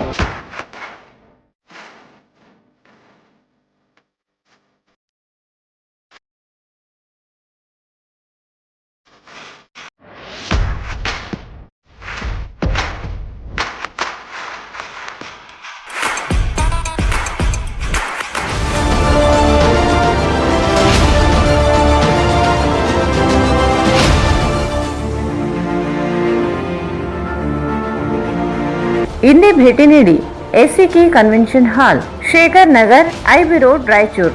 ಮೊಬೈಲ್ 9483770202. ಮತ್ತೊಮ್ಮೆ ವಾರ್ತೆಗಳಿಗೆ ಸ್ವಾಗತ. ರೈತ ಹೋರಾಟಗಾರ ಪ್ರೊಫೆಸರ್ MN ನಂಜುಂಡಯ್ಯಸ್ವಾಮಿಯವರ 88ನೇ ಜನ್ಮ ದಿನಾಚರಣೆಯನ್ನು ಫೆಬ್ರವರಿ 13ರಂದು ಬೆಂಗಳೂರಿನ ರವೀಂದ್ರ ಕಲಾಕ್ಷೇತ್ರದಲ್ಲಿ ಆಯೋಜಿಸಲಾಗಿದೆ ಎಂದು ಕರ್ನಾಟಕ ರಾಜ್ಯ ರೈತ ಸಂಘದ ಜಿಲ್ಲಾ ಉಪಾಧ್ಯಕ್ಷ ನರಸಪ್ಪ ಯಾದವ್ ಹೊಕ್ರಾಣಿ ಹೇಳಿದರು. ರೈತ ಹೋರಾಟಗಾರರ ಪ್ರೊಫೆಸರ್ MN ನಂಜುಂಡಸ್ವಾಮಿಯವರ 88ನೇ ಜನ್ಮ ದಿನಾಚರಣೆಯನ್ನು ಫೆಬ್ರವರಿ 13ರಂದು ಬೆಂಗಳೂರಿನ ರವೀಂದ್ರ ಕಲಾಕ್ಷೇತ್ರದಲ್ಲಿ ಆಯೋಜಿಸಲಾಗಿದೆ ಎಂದು ಕರ್ನಾಟಕ ರಾಜ್ಯ ರೈತ ಸಂಘದ ಜಿಲ್ಲಾ ಉಪಾಧ್ಯಕ್ಷ ನರಸಪ್ಪ ಯಾದವ್ ಹೊಕ್ರಾಣಿ ಹೇಳಿದರು. ಅವರು ಇಂದು ಮಾಧ್ಯಮಗೋಷ್ಠಿಯನ್ನು ಉದ್ದೇಶಿಸಿ ಮಾತನಾಡಿ, ಕಾರ್ಯಕ್ರಮವನ್ನು ಭಾರತೀಯ ಕಿಸಾನ್ ಯೂನಿಯನ್ ಮತ್ತು ಸಂಯುಕ್ತ ಕಿಸಾನ್ ಮೋರ್ಚಾ ನಾಯಕ್ ರಾಕೇಶ್ ಟಿಕಾಯತ್ ಉದ್ಘಾಟಿಸಲಿದ್ದಾರೆ. ಇದೇ ಸಂದರ್ಭದಲ್ಲಿ ಬಾರ್ಕೋಲು ಪುಸ್ತಕ ಬಿಡುಗಡೆ ಸಮಾರಂಭ ನಡೆಯಲಿದೆ. ಪ್ರೊಫೆಸರ್ ನಂಜುಂಡಸ್ವಾಮಿ ನಾ ಕಂಡಂತೆ ಕುರಿತು ಅಂಕಣಕಾರ ಪ್ರೊಫೆಸರ್ ನಟರಾಜ್ ಹುಳಿಯಾರ್ ನಡೆಸಿಕೊಡಲಿದ್ದಾರೆ. ರಾಜ್ಯ ಮುಖ್ಯಮಂತ್ರಿ ವಿಡಿಯೋ ಕಾನ್ಫರೆನ್ಸ್ ಮೂಲಕ ಸಿದ್ದರಾಮಯ್ಯ, ನರ್ಮದಾ ಬಜಾವೋ ಆಂದೋಲನ ನಾಯಕಿ ಮೇಧಾ ಪಾಟ್ಕರ್, ಜಾನಪದ ತಜ್ಞ ಪ್ರೊಫೆಸರ್ ರಾಮಚಂದ್ರ ಗೌಡ, ಹಿರಿಯ ಸಾಹಿತಿ ಅಗ್ರಹಾರ ಕೃಷ್ಣಮೂರ್ತಿ, ಕೆನಡಾದ ನಟಿ ವಿಪ್ ಅನಸೂಯಮ್ಮ, ಪಚ್ಚೆ Nanjundaswamy, fall Nicholson, the Hindu ಪತ್ರಿಕೆ ಸಂಪಾದಕ ಸತೀಶ್, ರಾಫೆಲ್ ಅಲೆಗ್ರಿಯಾ, KT ಗಂಗಾಧರ್, ಶಿವಸುಂದರ್ ಸೇರಿ ಅನೇಕರು ಭಾಗವಹಿಸಲಿದ್ದಾರೆ. ನಂತರ ಪ್ರೊಫೆಸರ್ MDN ಸ್ಮಾರಕ ಕುರಿತು ಉಪನ್ಯಾಸ ಕಾರ್ಯಕ್ರಮ ನಡೆಯಲಿದೆ. ಬಂಡವಾಳಶಾಹಿ, ಕೃಷಿ ಜಾಲ ಮತ್ತು ಭಾರತೀಯ ರೈತರ ಸಬಲೀಕರಣ ಕುರಿತು ಡಾಕ್ಟರ್ ದೇವೇಂದ್ರ ಶರ್ಮಾ ವಿಷಯ ಮಂಡಿಸಲಿದ್ದಾರೆ. ಬೀಜ ಪ್ರದರ್ಶನ, ಪುಸ್ತಕ ಪ್ರದರ್ಶನ, ನಮ್ಮ ರೈತ ಮಾರುಕಟ್ಟೆ ಉದ್ಘಾಟನೆ ಹಾಗೂ ಸಂಜೆ 6 ಗಂಟೆಗೆ ಡೈರೆಕ್ಟರ್ ಆಕ್ಷನ್ ನಾಟಕ ಪ್ರದರ್ಶನವಾಗಲಿದೆ ಎಂದರು. ನಾಡಿನ ಅನೇಕ ರೈತ ನಾಯಕರು, ಪ್ರಗತಿಪರ ಚಿಂತಕರು ಭಾಗವಹಿಸಲಿದ್ದಾರೆ. ಜಿಲ್ಲೆಯಿಂದ 80 ಜನ ರೈತರು ಕಾರ್ಯಕ್ರಮದಲ್ಲಿ ಭಾಗವಹಿಸಲಿದ್ದಾರೆ ಎಂದರು. ಈ ಒಂದು ಅವರ 88ನೆಯ ಕಾರ್ಯಕ್ರಮವನ್ನು ಹಮ್ಮಿಕೊಳ್ಳಲಾಗಿದೆ. ಆ ನಿಟ್ಟಿನಲ್ಲಿ ನಮ್ಮ ರಾಯಚೂರು ಜಿಲ್ಲೆಯಿಂದ ಕರ್ನಾಟಕ ರಾಜ್ಯ ರೈತ ಸಂಘ ಹಾಗೂ ಹಸಿರು ಸೇನೆ ನಾಯಕತ್ವದಲ್ಲಿ ಜಿಲ್ಲಾ ಘಟಕದ ವತಿಯಿಂದ ಸುಮಾರು ಒಂದು 80 ಜನ ಬೆಂಗಳೂರಿಗೆ ಹೋಗುವಂಥ ಒಂದು ಕಾರ್ಯಕ್ರಮವನ್ನು ನಾವು ಇವತ್ತು ಹಮ್ಮಿಕೊಂಡಿದ್ದೀವಿ. ಅದೇ ರೀತಿಯಾಗಿ ಈ ಒಂದು 88ನೇ ಜನ್ಮದಿನದ ಅಂಗವಾಗಿ ನಮ್ಮ ರಾಷ್ಟ್ರೀಯ ನಾಯಕರು ಸೇರಲಿದ್ದಾರೆ. ಅದೇ ರೀತಿಯಾಗಿ ಪ್ರೊಫೆಸರ್ MD ನಂಜುಂಡಸ್ವಾಮಿ ಅವರ ಒಂದು ಇಂದಿನ ಒಂದು ಕನಸು, ಮುಂದೆ ರಾಜ್ಯ ರೈತ ಸಂಘ ಯಾವ ರೀತಿ ಒಂದು ಪೀಳಿಗೆಗೆ ಗುರುತಿಸಬೇಕು ಅಂತಂದೇಳಿ ಒಂದು ಬಾರ್ಕೋಲ್ ಚಳವಳಿಯನ್ನು ಹಮ್ಮಿಕೊಂಡಿದ್ದರು. ಆ ಬಾರ್ಕೋಲ್ ಚಳವಳಿಯ ಒಂದು ಮುಖ್ಯವಾಗಿ ಆ ಒಂದು ಬಾರ್ಕೋಲ್ ಚಳವಳಿಯ ಉದ್ದೇಶ, ನಾಳೆ ಅದೇ ಬಾರ್ಕೋಲ್ ಚಳವಳಿಯ ಒಂದು ಪುಸ್ತಕವನ್ನು ಬಿಡುಗಡೆ ಮಾಡಲಿದ್ದಾರೆ. ಮತ್ತೆ ಅದೇ ರೀತಿಯಾಗಿ ಹಸಿರು ಶಾಲು ರೈತರಿಗೆ ಯಾಕೆ ಬೇಕಪ್ಪ ಹಸಿರು ಶಾಲು ಅಂತಕ್ಕಂಥ ಒಂದು ವಿಚಾರವನ್ನು ಅಲ್ಲಿ ಒಂದು ಸಂವಾದದಲ್ಲಿ ತಿಳಿಸಲಿದ್ದು, ಅದೇ ರೀತಿಯಾಗಿ ಸನ್ಮಾನ್ಯ ಶ್ರೀ ಸಿದ್ದರಾಮಯ್ಯ ಮಾನ್ಯ ಮುಖ್ಯಮಂತ್ರಿಗಳು ಕರ್ನಾಟಕ ಸರ್ಕಾರ ಇವರು ಒಂದು ವಿಡಿಯೋ ಕಾನ್ಫರೆನ್ಸ್ ಮೂಲಕ ಈ ಒಂದು ಕಾರ್ಯಕ್ರಮದ ಒಂದು ಅನ್ವಯಗಳಾಗಿ ಕೇಳಲಿದ್ದಾರೆ. ಅದೇ ರೀತಿಯಾಗಿ ಭಾರತ ಎಂ ಡಿ ನಂಜುಂಡಸ್ವಾಮಿಯವರ ಚಿಂತನೆ ಪುಸ್ತಕ ಬಿಡುಗಡೆ ಮತ್ತು ಶ್ರೀ ರಾಕೇಶ್ ಟಿಕಾಯತ್ ರಾಷ್ಟ್ರೀಯ ನೇತಾರರು ಭಾರತೀಯ ಕಿಸಾನ್ ಯೂನಿಯನ್ ಸಂಯುಕ್ತ ಮೋರ್ಚಾ ಇವರು ಆಗಮಿಸಲಿದ್ದಾರೆ. ಮತ್ತೆ ಅದೇ ರೀತಿಯಾಗಿ ಶ್ರೀ ನೇದಾ ಲಾಟರ್ ಹಿರಿಯ ಮುಖಂಡರು ಸರ್ಮದ ಬಚಾವೋ ಆಂದೋಲನ NAPM ವಿಡಿಯೋ. ಈ ಸಂದರ್ಭದಲ್ಲಿ ಸಂಘದ ಜಿಲ್ಲಾಧ್ಯಕ್ಷ ಲಕ್ಷ್ಮಣಗೌಡ ಕಡಗಂದೊಡ್ಡಿ, ಅಬ್ದುಲ್ ಮಜೀದ್ ಬಿಚ್ಚಾಲಿ, ಹುಲಿಗೆಪ್ಪ ಜಾಲಿ ಬೆಂಚಿ, ಅಕ್ಕಮ್ಮ, ಈರಣ್ಣ ಗೋರ್ಕಲ್ ಉಪಸ್ಥಿತರಿದ್ದರು. ಕಲ್ಯಾಣ ಕರ್ನಾಟಕ ಭಾಗದ ಅಭಿವೃದ್ಧಿ ಬದ್ಧವೆಂದು ಹೇಳುವ ಸರ್ಕಾರಗಳು ಕೇವಲ ಭೌಗೋಳಿಕ ಅಭಿವೃದ್ಧಿಗೆ ಸೀಮಿತವಾಗದೆ ಕಲೆ, ಸಾಹಿತ್ಯ, ಸಾಂಸ್ಕೃತಿಕ ಬೆಳವಣಿಗೆಗೆ ಹಿರಿಯ ಸಾಹಿತಿ ಶಾಂತರಸರು ಹಾಗೂ ಕಲಬುರಗಿ ಡಾಕ್ಟರ್ ಚನ್ನಣ್ಣ ವಾಲಿಕಾರ್ ಹೆಸರಿನಲ್ಲಿ ಪ್ರತಿಷ್ಠಾನ ಸ್ಥಾಪಿಸಬೇಕೆಂದು ಹಿರಿಯ ಸಾಹಿತಿ ಡಾಕ್ಟರ್ ಸ್ವಾಮಿರಾವ್ ಕುಲಕರ್ಣಿ ಆಗ್ರಹಿಸಿದರು. ಕಲ್ಯಾಣ ಕರ್ನಾಟಕ ಭಾಗದ ಅಭಿವೃದ್ಧಿ ಬದ್ಧವೆಂದು ಹೇಳುವ ಸರ್ಕಾರಗಳು ಕೇವಲ ಭೌಗೋಳಿಕ ಅಭಿವೃದ್ಧಿಗೆ ಸೀಮಿತವಾಗದೆ ಕಲೆ, ಸಾಹಿತ್ಯ, ಸಾಂಸ್ಕೃತಿಕ ಬೆಳವಣಿಗೆಗೆ ಹಿರಿಯ ಸಾಹಿತಿ ಶಾಂತರಸರು ಹಾಗೂ ಕಲಬುರಗಿ ಡಾಕ್ಟರ್ ಚನ್ನಣ್ಣ ವಾಲೇಕರ್ ಹೆಸರಿನಲ್ಲಿ ಪ್ರತಿಷ್ಠಾನ ಸ್ಥಾಪಿಸಬೇಕೆಂದು ಹಿರಿಯ ಸಾಹಿತಿ ಡಾಕ್ಟರ್ ಸ್ವಾಮಿರಾವ್ ಕುಲಕರ್ಣಿ ಆಗ್ರಹಿಸಿದರು. ಅವರು ಇಂದು ಮಾಧ್ಯಮಗೋಷ್ಠಿಯನ್ನು ಉದ್ದೇಶಿಸಿ ಮಾತನಾಡಿ, ರಾಜ್ಯದಲ್ಲಿ 26 ಪ್ರತಿಷ್ಠಾನಗಳಿವೆ. ಬೆಂಗಳೂರು, ಬೆಳಗಾವಿ, ಕೋಲಾರದಲ್ಲಿ ತಲಾ 2, ಧಾರವಾಡದಲ್ಲಿ 6 ಹಾಗೂ ಮುಧೋಳ, ತುಮಕೂರು, ಶಿವಮೊಗ್ಗ, ಚಿತ್ರದುರ್ಗ, ದಕ್ಷಿಣ ಕನ್ನಡ, ಬಾಗಲಕೋಟೆ, ಉಡುಪಿ, ವಿಜಯಪುರ, ಚಿಕ್ಕಮಗಳೂರು ಮತ್ತು ಮಂಡ್ಯದಲ್ಲಿ ತಲಾ 1 ಪ್ರತಿಷ್ಠಾನಗಳು ಸ್ಥಾಪಿಸಲಾಗಿದೆ.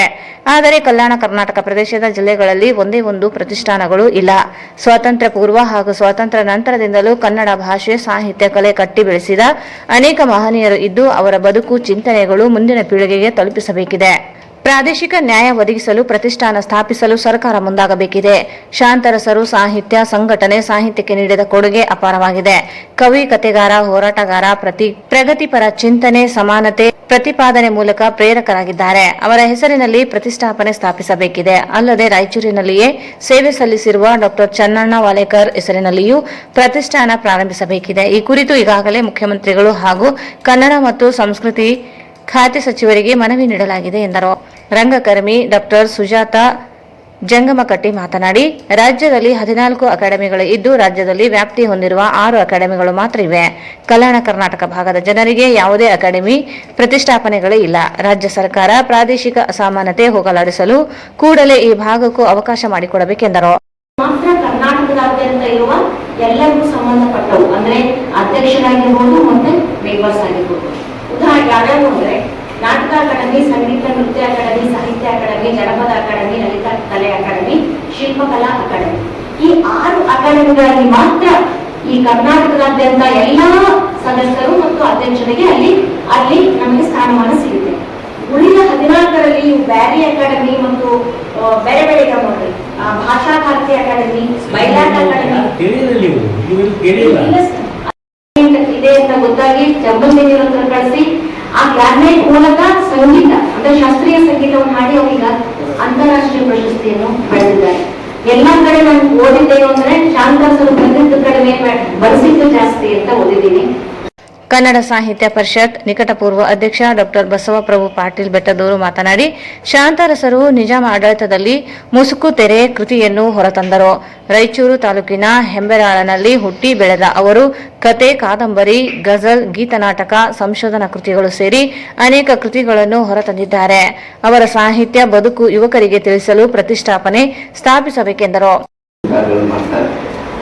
ನಾನು ಕಲಬುರಗಿ ಕರ್ಮಭೂಮಿಯಾದರೂ ನಾನು ರಾಯಚೂರು ಜಿಲ್ಲೆಯ ಮೈಸೂರು ತಾಲೂಕಿನ ಮಲ್ಕಿಯ ಪಕ್ಕದಲ್ಲಿರುವಂಥ ಕಲೇಖಾನ್ ಗ್ರಾಮದವರು. 50 ವರ್ಷ ಆಯ್ತು ಕಲಬುರಗಿಯಲ್ಲಿ ಪ್ರಾಚಾರ್ಯನಾಗಿ ಸೇವೆ ಸಲ್ಲಿಸ್ತಾ ಇದ್ದೀನಿ. ಸಾಹಿತ್ಯ, ನಾಟಕ ಇತ್ಯಾದಿ ಕಲೆಗಳಲ್ಲಿ ಎಲ್ಲಿ ಕಾಲೇಜಿನ ಅಭ್ಯಾಸಗಳ ಮುಗಿದು ಹೀಗಾಗಿ ರಾಯಚೂರು ಬೆಳೆಯುವಂಥ ಅಪಾರವಾದಂಥ ಪ್ರೀತಿಯ ಸ್ಥಾನ ಆ ಜಿಲ್ಲೆಯಲ್ಲಿ ತಾವೆಲ್ಲರಿಗೆ ಬಂದಿದ್ದೇನೆ. ಈ ಸಂದರ್ಭದಲ್ಲಿ ಭೀಮನಗೌಡ ಏಟಗಿ ಉಪಸ್ಥಿತರಿದ್ದರು. ಅವರಾತ್ರಿ ಅಮಾವಾಸ್ಯೆ ಎಂದು ಶ್ರೀ ಗಿರಿ ಅಭಯಾಂಜನೇಯ ಸೇವಾ ಸಮಿತಿ ಮಾರುತಿ ನಗರ ಬಡಾವಣೆಯ ಆಕಾಶವಾಣಿ ಹಿಂದೂಗಡೆ ಹಮ್ಮಿಕೊಂಡ 26ನೇ ಶರಣ ಚಿಂತನಾ ಗೋಷ್ಠಿಯನ್ನು ಉದ್ದೇಶಿಸಿ ಉಪನ್ಯಾಸ ನೀಡುತ್ತಾ ದಾಸರು ಶರಣರು ನುಡಿದಂತೆ ಮಾನವ ಜನ್ಮ ದೊಡ್ಡದು, ಅದನ್ನು ಹಾಳು ಮಾಡಿಕೊಳ್ಳದೆ ಸಮಾಜದಲ್ಲಿ ಗೌರವಯುತವಾಗಿ ಬದುಕಿ ಬಾಳಿದಾಗ ಮಾತ್ರ ಶಿವನ ಕೃಪೆಗೆ ಪಾತ್ರರಾಗುತ್ತಾರೆ. ಶ್ರೀ ಗಿರಿ ಅಭಯ ಆಂಜನೇಯ ಸ್ವಾಮಿ ಸೇವಾ ಸಮಿತಿ ರಾಯಚೂರು ಕಳೆದ 26 ತಿಂಗಳಿಂದ ಮಾರುತಿ ನಗರ ಬಡಾವಣೆಯಲ್ಲಿ ಇಂಥ ಉಪಯುಕ್ತವಾದ ಶರಣರ ಚಿಂತನೆ ಶಿವಾನುಭವ ಗೋಷ್ಠಿಯನ್ನು ನಡೆಸಿಕೊಂಡು ಬರುತ್ತಿರುವುದು ಶ್ಲಾಘನೀಯವಾಗಿದೆ.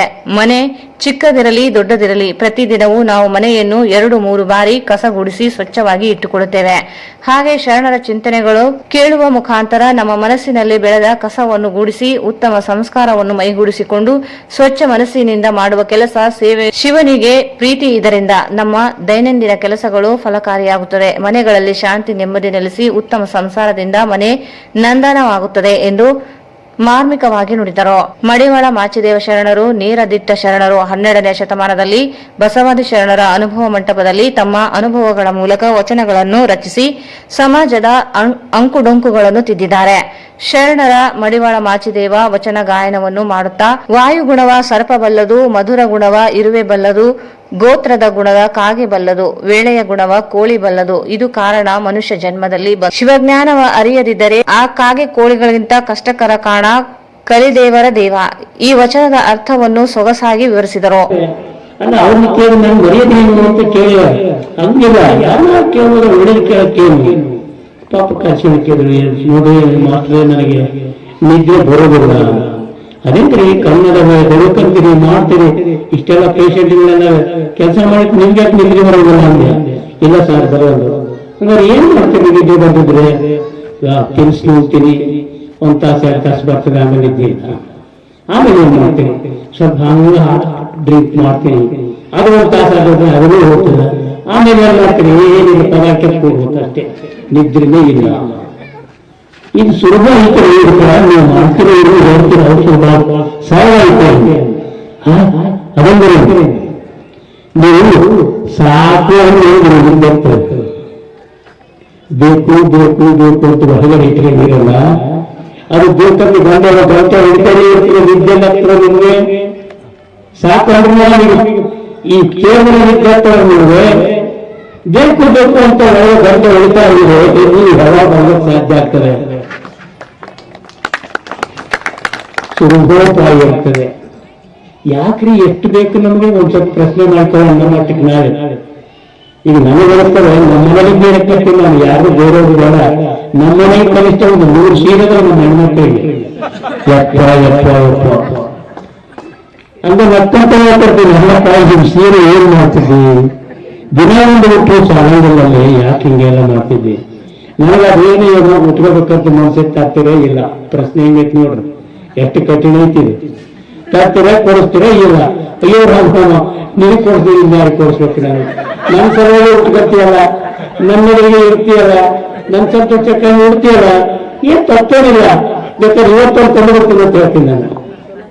ಅದಕ್ಕೆ ನಾನು ಎಷ್ಟು ಆನಂದಿದ್ದೀನಿ ಅಂದ್ರೆ ಏನ್ ಹೆಣ್ಮಕ್ಳು ಕೇಳೋದು ಸೀರೆ ಅದಷ್ಟಕ್ಕಾಗಿ ನಾನು ಕೋಪ ಮಾಡ್ಕೊಂಡು ಈ ಇಳಿ ವಯಸ್ಸಿನಲ್ಲಿ ಬಿಟ್ಟರೆ ಅನಿಸ್ಕೋಬೇಕಲ್ಲ. ನಾನು ಬೇಕಾದಷ್ಟು ತತ್ವ ಹೇಳ್ಬೋದು, ಒಳಗಿನ ತತ್ವ ಮನೆಯೊಳಗಿನ ತತ್ವ ಕೈಯಲ್ಲೇ ಇದೆ, ಆದ್ರೆ ನಾವು ಅದನ್ನು ಉಪಯೋಗ ಮಾಡೋಕ್ಕಾಗಬಹುದು. ಯಾವುದೋ ಒಂದು ಗಂಪು ಮಾತಾಡಿ ಅದನ್ನ ಮನಸ್ಸು ಕೆಡಿಸ್ಕೊಂತೀವಿ. ಒಂದು ಸಣ್ಣ ಘಟನೆ ಹೇಳ್ತೀನಿ. ನನ್ನ ಮನೆಯಲ್ಲಿ ನಡೆದದ್ದು, ನನ್ನ ಶ್ರೀಮತಿ ಒಮ್ಮೆ ಏನು ಮಾಡಿದ್ಲು, ರಾಯಚೂರು ಬರುವಾಗ ನೆನಪು ಮಾಡಿ ನೋಡು ಬರೋ ಹೂ ತಗೊಂಡ್ಬರ್ರಿ ಅಂತ ಹೇಳಿದ್ರು. ಆಯ್ತು ತಗೊಂಡ್ಬರ್ತೀನಿ ಅಂತ ಹೇಳಿ. ಅವ್ರ ವಯಸ್ಸು ನನಗೆ 22-23 ವಯಸ್ಸು. ರಾಯಚೂರಿಗೆ ಬಂದೆ, ಕಲ್ಲೂರಾಗಿರ್ತಿದ್ದೆ. ಬಜಾರ್ದಲ್ಲೆಲ್ಲ ಓಡಾಡಿ ಆ ಸಾಮಾನು ಈ ಸಾಮಾನು ಎಲ್ಲ ತಂದು ಕೊಡ್ತಾರೆ ಅಂತ ಹೇಳಿ ಚೀಲ ಹೊಡೆದು ಬಸ್ಸಿಗೆ ಹೊತ್ತಾಗ್ಬಿಡಿತ್ತು. ಅದು ಲಾಸ್ಟ್ ಬಸ್ ನನಗೆ. ಆ ಬಸ್ಸಿನ ನೆನಪು ಈ ಸಾಮಾನು ಕೊಂಡೋಗಿ ಬರ್ತು ಬಿಟ್ಟು ಹೋಗ್ತೇವೆ. ಬಸ್ನೇ ಕೂತ ಮೇಲೆ ನೆನಪಾಯ್ತು, ಹೂವ ಹಬ್ಬ ಇನ್ನೂ ಮನೆಗಾದ್ರೆ ಶುರುವಾಯ್ತು. ಓದ್ತಕ್ಕೆ ಕೇಳ್ತಾ ಇದ್ದೇನು. ಹಾಗಾಯ್ತು, ಮನೆ ಹೋದೆ, ಚೀಲ ಇಟ್ಟ ತಕ್ಷಣ ಹೂ ತಂದಿರಿ. ಗೋಷ್ಠಿಯನ್ನು ಉದ್ಘಾಟಿಸಿದ ನಗರ ಖ್ಯಾತ ವೈದ್ಯರಾದ ಡಾಕ್ಟರ್ ಅನಿರುದ್ಧ್ ಕುಲಕರ್ಣಿ ಮಾತನಾಡಿ, ಮಾರುತಿ ನಗರ ಬಡಾವಣೆಯಲ್ಲಿ ಶ್ರೀ ಗಿರಿ ಅಭಯ ಆಂಜನೇಯ ಸ್ವಾಮಿ ದೇವಸ್ಥಾನ ನಿರ್ಮಿಸಿ ಶರಣರ ಚಿಂತನಗೋಷ್ಠಿಯನ್ನು ಹಮ್ಮಿಕೊಳ್ಳುತ್ತಿರುವ ಸೇವಾ ಸಮಿತಿಯ ಕಾರ್ಯವನ್ನು ಕೊಂಡಾಡಿದರು. ಮನುಷ್ಯ ಆರೋಗ್ಯದಿಂದ ಇರಬೇಕಾದರೆ ಇಂಥ ಶರಣರ ಚಿಂತನೆಗಳನ್ನು ಕೇಳಬೇಕು. ಶರಣರು ಅರಿವೇ ಗುರು ಎಂದಿದ್ದಾರೆ. ಆಚಾರ ವಿಚಾರದ ಅಡಿ ಮನುಷ್ಯನು ಆರೋಗ್ಯದಿಂದ ಇರಲು ಸಾಧ್ಯ. ನಾವು ಮಾಡುವ ಕಾಯಕ ಪ್ರಾಮಾಣಿಕ ಇರಬೇಕು. ಉತ್ತಮ ಸಂಸ್ಕಾರವನ್ನು ಬೆಳೆಸಿಕೊಂಡು ಹೋಗುವುದು ಇಂದಿನ ಸಮಾಜದಲ್ಲಿ ಅವಶ್ಯಕವಾಗಿದೆ ಎಂದರು. ಅರಿವೇ ಗುರು ಅಂತ. ಅರಿವೇ ಗುರು ಅಂದ್ರೆ ಏನು? ಈ ಶಬ್ದ ಒಂದು ಅರಿವೇ ಗುರು ಅಂತ ಹೇಳಿದ್ರೆ ಎರಡೇ ಶಬ್ದ, ಆದ್ರೆ ನಾವು ತಿಳ್ಕೊಬೇಕಾಗಿರೋದು ಬಹಳ ಇದೆ. ನಮ್ದು ಯಾವುದೇ ಒಂದು ಈ ಗುಡಿ ಆಗಿರ್ಬೋದು, ಈಗ ನಾವು ಬಂದ ತಕ್ಷಣ ನಮ್ಗೆ ಗುಡಿ ಹತ್ರ ಕರ್ಕೊಂಡು ಹೋದ್ರು, ಮಂಗಳಾರತಿ ಮಾಡಿದ್ವಿ ನಾವು. ಆಮೇಲೆ ನಾವು ಗುರುಗಳ ಮಂಗಳಾರತಿ ಮಾಡಿದ್ಮೇಲೆ ಆ ಮೂರ್ತಿಯನ್ನು ತಗೊಂಡ್ಬಂದು ನಾವು ಮೆರವಣಿಗೆ ಮಾಡಿದ್ವಿ. ಇದೇ ನಾವು ಕೊಡುವಂತದ್ದು ಕಲ್ಚರ್. ಕಲ್ಚರ್ ಅಂದ್ರೆ ಸಂಸ್ಕೃತಿ. ಸಂಸ್ಕಾರ ಎಂಬುದು ಏನಾದ್ರೆ ನಾವು ಮಕ್ಳಿಗೆ ಏನಾದ್ರು ಕೊಡ್ಬೋದು, ದುಡ್ಡು ಕೊಡ್ಬೋದು, ಆಸ್ತಿ ಕೊಡ್ಬೋದು, ಪ್ರಾಪರ್ಟಿ ಕೊಡ್ಬೋದು. ಬಟ್ ನಾವು ಕೊಡ್ಬೇಕಾಗಿರೋದು ಏನಪ್ಪಾ ಅಂತಂದ್ರೆ ಇವತ್ತಿನ ದಿವಸದಲ್ಲಿ ಬೇಕಾಗಿರೋದು ಸಂಸ್ಕಾರ. ನಾವು ಒಂದು ತಿಳ್ಕೊಂಡಾಗ, ದೇವರ ಬಗ್ಗೆ ಒಂದು ಏನೋ ನಾಲೆಜ್ ನಾವು ತಿಳ್ಕೊಂಡಾಗ, ಒಂದು ಜ್ಞಾನ ತಿಳ್ಕೊಂಡಾಗ, ಆ ಜ್ಞಾನವನ್ನು ನಾವು ಅಳವಡಿಸಿಕೊಂಡು ನಮ್ಮ ಜೀವನದಲ್ಲಿ ದೇವರಿನ ಕೃಪೆ ಹಾಗೂ ದೇವರ ದೃಷ್ಟಿ, ದೈವದ ಸಂಕಲ್ಪ, ಈ ಮೂರುಗಳನ್ನು ನಾವು ಅಳವಡಿಸ್ಕೊಂಡ್ರೆ ನಾವು ಒಂದು ಏನಾದ್ರೂ ಸಾಧಿಸಬಹುದು. ಇದು ಉದಾಹರಣೆ ಏನಪ್ಪಾ ಅಂತಂದ್ರೆ, ಒಂದು ವಿಶಾಲವಾದ ಸಮುದ್ರವಿದೆ. ಆ ಸಮುದ್ರದಲ್ಲಿ ಒಂದು ಡ್ರಾಪ್ ವಾಟರ್, ನಾನು ಒಂದು ಡ್ರಾಪ್ ನೀರನ್ನು ತಿಳ್ಕೊಂಡ್ರೆ ಆ ಸಮುದ್ರ ಹೊರಗಡೆ ಆಯ್ತು.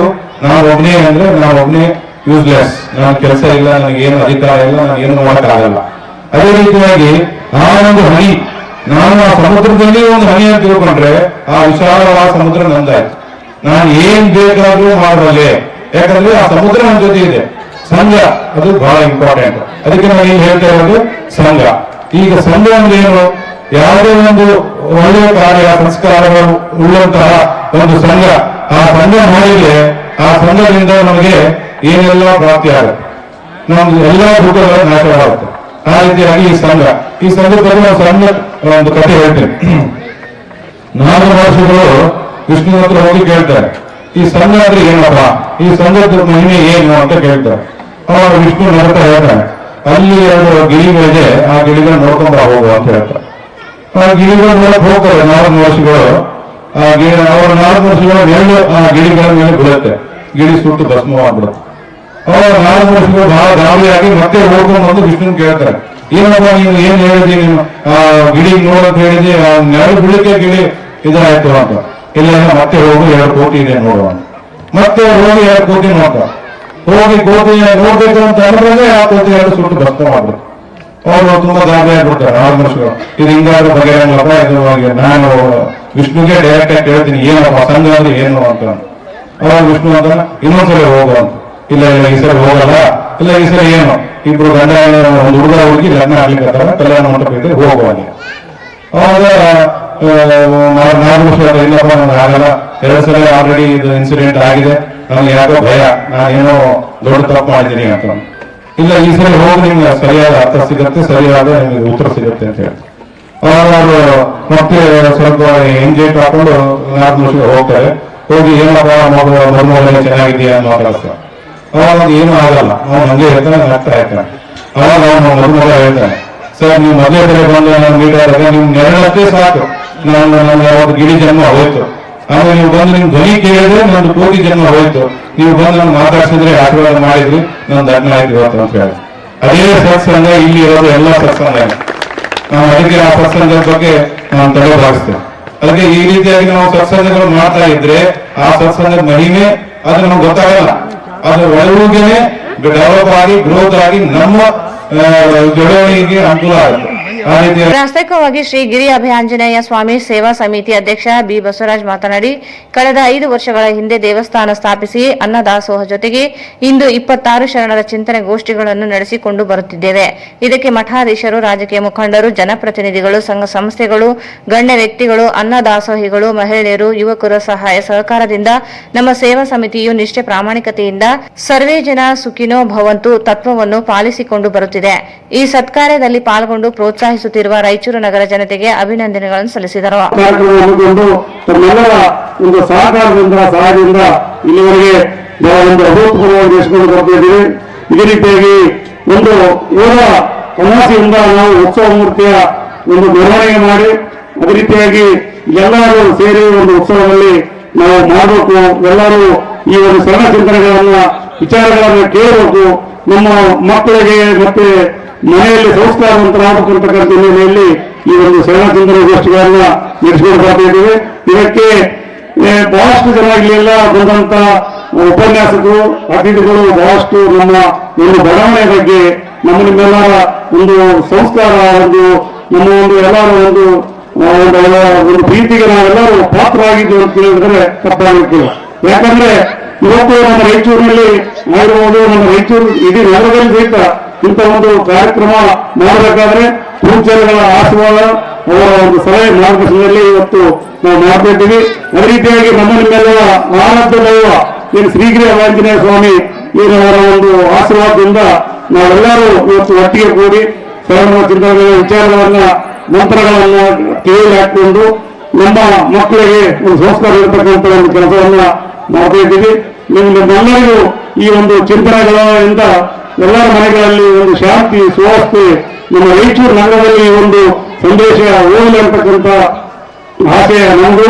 ಆ ಹಿನ್ನೆಲೆಯಲ್ಲಿ ಈ ಒಂದು ಕಾರ್ಯಕ್ರಮಕ್ಕೆ ತಾವೆಲ್ಲರೂ ಮತ್ತೊಮ್ಮೆ ಮತ್ತೆ ದೇವಸ್ಥಾನ ಸಮಿತಿ ಪರವಾಗಿ ತಮ್ಮೆಲ್ಲರಿಗೂ ತಮ್ಮೆಲ್ಲರನ್ನು ಮತ್ತೊಮ್ಮೆ ನಾನು ತುಂಬುವುದರಿಂದ ಸ್ವಾಗತಿಸ್ತಾ ಇದ್ದೇನೆ. ದಯವಿಟ್ಟು ಮುಂದಿನ ಅಮಾವಾಸ್ಯೆ ದಿವಸ ಆದಷ್ಟು ಕಳಕಳಿ ವಿನಂತಿ ಇದು. ಯಾಕಂದ್ರೆ ನಾವು ಕಾರ್ಯಕ್ರಮ ಎಲ್ಲ ಮಾಡಿರ್ತೀವಿ, ಎಲ್ಲ ಅತಿಥಿಗಳನ್ನ ಕರೆದಿರ್ತೀವಿ. ಛಾಯಾಗ್ರಹಿ ಮೇಡಮ್ ಅವರು 6 ಬಂದು ಕುತ್ಕೊಂಡ್ಬಿಟ್ರು. ನೀವು ಬಹಳ ನಿಜವಾಗ್ಲೂ ನನಗೆ ಅವ್ರಿಗೆ ಕ್ಷಮೆ ಕೇಳ್ತೀನಿ. ಯಾಕಂದ್ರೆ ನಾವು ಅವ್ರಿಗೆ ಸಮಯ ಅಂದ್ರೆ ಸಮಯ, ಅವ್ರ ಶಿಕ್ಷಕರು, ಹೀಗಾಗಿ ಅವ್ರ ಸಮಯ ಪಾಲನೆ ಬಹಳ ಅವರು ಪಾಲಿಸ್ತಾರ. ಆದ್ರೆ ನಾವು ಸಹಿತ ಸಮಯವನ್ನು ಪಾಲಿಸ್ತಕ್ಕಂಥದ್ದು ನಾವೆಲ್ಲರೂ ಮಾಡೋಣ. ಆ ನಿಟ್ಟಿನಲ್ಲಿ ನೀವೆಲ್ಲರೂ ಒಂದು ಸಂಕಲ್ಪ ಸಹಿತ ಮಾಡಬೇಕು. ಅಮಾವಾಸ್ಯೆ ಅಂದ್ರೆ ಎಲ್ಲ ಗೊತ್ತಿರ್ತದ, ವಾಟ್ಸ್ಆಪ್ ನಲ್ಲಿ ಮೆಸೇಜ್ ಹಾಕಿರ್ತೀವಿ. ಇವತ್ತು ಅಮಾವಾಸ್ಯೆ ಬಂದ್ಮೇಲೆ ನಾವು ಊರು ಬಂದಿಲ್ಲ, ಇವ್ರು ಬಂದಿಲ್ಲ ಅನ್ನೋದಕ್ಕಿಂತ ನಾವು ಹೋಗೋಣ ಅಂತಕ್ಕಂಥದ್ದು ಪ್ರತಿಯೊಬ್ಬರು ಆಗಬೇಕು. ಮುಂದಿನ ಅಮಾವಾಸ್ಯೆಯಲ್ಲಿ ತಾವೆಲ್ಲರೂ ಅವರನ್ನ ಪಾಲಿಸ್ತೀರಿ ಅಂತಕ್ಕಂಥ ಒಂದು ನಾನು ವಿಶ್ವಾಸ ಇಟ್ಕೊಂಡು ತಾವೆಲ್ಲರೂ ಅದಕ್ಕೆ ಒಂದು ಕಾರ್ಯಕ್ರಮಕ್ಕೆ ಮತ್ತೊಮ್ಮೆ ಧನ್ಯವಾದಗಳು ಆಗಿರ್ತೀರಿ, ನಮ್ಮ ಸಹಕಾರ ನೀಡ್ತೀರಿ ಅಂತಕ್ಕಂಥ ವಿಶ್ವಾಸದೊಂದಿಗೆ ನಾನು ಕೆಲವೇ ಮಾತುಗಳ ನಾನು ವಾಸ್ತವಕ್ಕೆ ಮಾತುಗಳು ಮಾಡಿ ನನ್ನ ಮಾತು ಮುಗಿಸ್ತೀನಿ. ನಮಸ್ಕಾರ. ಜೈ ಶ್ರೀಗಿರಿ ಆಂಜನೇಯ ಸ್ವಾಮಿಯೇ. ದಿವ್ಯ ಸಾನ್ನಿಧ್ಯವನ್ನು ವಹಿಸಿದ ಮಾತನಾಡಿದ ಮಂಗಳವಾರ ಪೇಟೆ ಹಿರೇಮಠದ ಪೂಜ್ಯ ಸಂಗಮೇಶ ಶಿವಾಚಾರ್ಯ ಮಹಾಸ್ವಾಮಿಗಳು, ಇಂದಿನ ದಿನಮಾನಗಳಲ್ಲಿ ಇಂಥ ಚಿಂತನಗೋಷ್ಠಿಗಳ ಮುಖಾಂತರ ಶರಣರ ಚಿಂತನೆಗಳನ್ನು ಬಿತ್ತುತ್ತಿರುವುದು ಸೇವಾ ಸಮಿತಿಯ ಕಾರ್ಯ ಕೊಂಡಾಡಿದರು. ಇದರಲ್ಲಿ ಸಮಯದ ಬಗ್ಗೆ ನಿಮ್ಗೆಲ್ಲರೂ ಒಂದೇ ಮಾತ್ರ ತಿಳಿಸೋದೇನು ಅಂತಂದ್ರೆ, ಸಮಯ ನೋಡ್ರಿ ಎಷ್ಟು ವಿಚಿತ್ರ ಅದ ಅಂತಂದ್ರೆ 6:30 ಅಥವಾ 6 ಗಂಟೆ ಅಂತ ಕಾರ್ಯಕ್ರಮಕ್ಕೆ ಹೇಳಿದ್ರೆ ಅದು 7-7:30 ಹಂಗ ಪ್ರಾರಂಭ ಆಗ್ತದೆ. ಅದು ಎಷ್ಟರ ಮಟ್ಟಿಗೆ ನಮ್ಮ ಎಲ್ಲರ ವ್ಯರ್ಥ ಹೆಂಗದ ಅಂತಂದ್ರೆ, ನಾವು ಅದಕ್ಕೆ 7 ಗಂಟೆ ಬಂದ್ರೆ ನಾವು 9-9:30 ಹೋಗ್ಬೇಕಾಗ್ತದ. ನಾವೆಲ್ಲರ ಮನೆಗೆ ಸಹಿತ 6:30 ಬಂದ್ರು ಕಾರ್ಯಕ್ರಮ ಒಂದು ಅರ್ಧ ಗಂಟೆ ಬೇಗ ಮುಗಿತದ. ಅದೇ ಅರ್ಧ ಗಂಟೆ ಲೇಟ್ ಆಗಿ ಬಂದ್ರೆ ಅರ್ಧ ಗಂಟೆ ಲೇಟ್ ಆಗ್ತದ. ಹಂಗ ಜೀವನದೊಳಗೂ ಸಹಿತ ಯಾವುದೇ ಸಭೆಗೆ ಹೋಗ್ರಿ, ಯಾವುದೇ ಸಮಾರಂಭಕ್ಕೆ ಹೋಗ್ರಿ, ಎಷ್ಟು ತಡ ಮಾಡಿ ಹೋಗಿರ್ತೀವಿ ಅಷ್ಟು ವಿಚಾರಗಳನ್ನು ನಾವು ಕಡಿಮೆ ತಿಳಿದುಕೊಳ್ತೇವೆ. ಈಗ ಶಾಲೆಯೊಳಗ ಕಾಲೇಜ್ಗಳಲ್ಲಿ ಒಂದು ಪೀರಿಯಡ್ ಆದ್ಮೇಲೆ ಅದೇ ಪೀರಿಯಡಿನ ಪಾಠ ಇನ್ನೊಂದ್ಸಲ ಮಾಡಲ್ಲ. ಬಹುಶಃ ಎಲ್ಲರೂ ಶಿಕ್ಷಕರು ಇರ್ಬೋದು, ಫಸ್ಟ್ ಪೀರಿಯಡ್ ಅಲ್ಲಿ ಮಾಡಿದಂತ ಪಾಠನ ಸೆಕೆಂಡ್ ಪೀರಿಯಡ್ ಅಲ್ಲಿ ಮಾಡೋದಿಲ್ಲ. ಸೆಕೆಂಡ್ ಪೀರಿಯಡ್ ಅಲ್ಲಿ ಒಂದ್ ವೇಳೆ ವಿದ್ಯಾರ್ಥಿ ಏನಾದ್ರು ಹೋದ್ರೆ ಫಸ್ಟ್ ಪೀರಿಯಡ್ ನೋಟ್ಸ್ ನ ಯಾರ ಹತ್ರ ತಿಳ್ಕೊಳ್ಬೇಕು, ಅವನೇನು ಸುಮ್ಮನೆ ಕುಂತಿರ್ತಾರೋ ಅಥವಾ ಏನ್ ಮಾಡಿರ್ತಾರೋ ಅವ್ರು ತಿಳ್ಕೊಂಡಿರ್ತಾರೋ ಅನ್ನೋದೇ ಗೊತ್ತಿರೋದಿಲ್ಲ. ಹಾಗಾಗಿ ಯಾವ ಸಮಯಕ್ಕೆ ಏನಾಗ್ಬೇಕು ಅದೇ ಆಗ್ತದ. ಆದ್ರೆ ತಾಯಂದ್ರೆ ನೀವೆಲ್ಲ ಹೆಂಗ್ ಬರ್ತಾರ ಅಥವಾ ತಂದೆಂದ್ರೆ ಹೆಂಗ್ ಬರ್ತಾರ ಅಂತಂದ್ರೆ 6-6:30 ಬರ್ಬೇಕಂದ್ರೆ ಯಾವ್ದಾದ್ರು ಒಂದು ಸೀರಿಯಲ್ಗಳನ್ನ ನೋಡಿ ಅದು ಮುಂದಿನ ಭಾಗ ಏನಾಗ್ತದ ಅನ್ನೋ ಅರ್ಧ ನೋಡ್ಕೊಂಡು ಈ ಕಡೆ ಬಂದಿರ್ತಾರೆ. ಹೌದಾ ಇಲ್ಲಲ್ಲ. ಆದ್ರೆ ವೇದಿಕೆಯ ಮೇಲೆ ಬಿಜೆಪಿ ಮುಖಂಡರಾದ ರವೀಂದ್ರ ಜಾಲ್ದಾರ್, ಶ್ರೀಮತಿ ಛಾಯಾದೇವಿ ಉಪಸ್ಥಿತರಿದ್ದರು. ಕಾರ್ಯಕ್ರಮವನ್ನು ರಾಮಣ್ಣ ಮ್ಯಾದರ್ ನಿರೂಪಿಸಿದರು. ಪ್ರಾರ್ಥನೆಯನ್ನು ಮರಿಗಳಿಂಗಪ್ಪ ನೆರವೇರಿಸಿದರು. ಸ್ವಾಗತವನ್ನು ಭೀಮಣ್ಣ ಗಂಗ್ವಾರ್ ಮಾಡಿದರು. ಕೊನೆಯಲ್ಲಿ ವಿಶ್ವನಾಥ್ ರೆಡ್ಡಿ ವಂದಿಸಿದರು. ತಾಲೂಕಿನ ಗಾಣದಾಳ್ ಗ್ರಾಮದಲ್ಲಿ ಆರಾಧ್ಯ ದೈವ ಶ್ರೀ ಪಂಚಮುಖಿ ಪ್ರಾಣದೇವರು ಶ್ರೀ ಆಂಜನೇಯ ಸ್ವಾಮಿ ದೇವಸ್ಥಾನಕ್ಕೆ ಗ್ರಾಮೀಣ ಶಾಸಕ ಹಾಗೂ ಕರ್ನಾಟಕ ರಾಜ್ಯ ಮಹರ್ಷಿ ವಾಲ್ಮೀಕಿ ಪರಿಶಿಷ್ಟ ಪಂಗಡಗಳ ಅಭಿವೃದ್ಧಿ ನಿಗಮದ ಅಧ್ಯಕ್ಷ ಬಸನಗೌಡ ದದ್ದಲ್ ಅವರು ಭೇಟಿ ನೀಡಿ ದರ್ಶನ ಪಡೆದರು. ತಾಲೂಕಿನ ಗಾಣದಲ ಗ್ರಾಮದಲ್ಲಿ ಆರಾಧ್ಯ ದೈವ ಶ್ರೀ ಪಂಚಮುಖಿ ಪ್ರಾಣದೇವರ ಶ್ರೀ ಆಂಜನೇಯ ಸ್ವಾಮಿ ದೇವಸ್ಥಾನಕ್ಕೆ ಗ್ರಾಮೀಣ ಶಾಸಕ ಹಾಗೂ ಕರ್ನಾಟಕ ರಾಜ್ಯ ಮಹರ್ಷಿ ವಾಲ್ಮೀಕಿ ಪರಿಶಿಷ್ಟ ಪಂಗಡಗಳ ಅಭಿವೃದ್ಧಿ ನಿಗಮದ ಅಧ್ಯಕ್ಷ ಬಸನಗೌಡ ದದ್ದಲ್ ಅವರು ಭೇಟಿ ನೀಡಿ ದರ್ಶನ ಪಡೆದರು. ಕರ್ನಾಟಕ ರಾಜ್ಯ ಮಹರ್ಷಿ ವಾಲ್ಮೀಕಿ ಪರಿಶಿಷ್ಟ ಪಂಗಡ ಅಭಿವೃದ್ಧಿ ನಿಗಮದ ಅಧ್ಯಕ್ಷರಾಗಿ ಅಧಿಕಾರ ಸ್ವೀಕರಿಸಿದ ನಂತರ ದೇವಸ್ಥಾನಕ್ಕೆ ಭೇಟಿ ನೀಡಿ ದರ್ಶನ ಪಡೆದು ನಾಡಿನ ಹಾಗೂ ಕ್ಷೇತ್ರದ ಒಳಿತಿಗಾಗಿ ವಿಶೇಷ ಪೂಜೆ ನೆರವೇರಿಸಿದರು. ಈ ಸಂದರ್ಭದಲ್ಲಿ ಬ್ಲಾಕ್ ಕಾಂಗ್ರೆಸ್ ಅಧ್ಯಕ್ಷರುಗಳು, ಪಕ್ಷದ ಮುಖಂಡರುಗಳು, ವಿವಿಧ ಘಟಕಗಳ ಅಧ್ಯಕ್ಷರು, ಉಪಾಧ್ಯಕ್ಷರು, ಸದಸ್ಯರು, ಸದ್ಭಕ್ತರು ಉಪಸ್ಥಿತರಿದ್ದರು.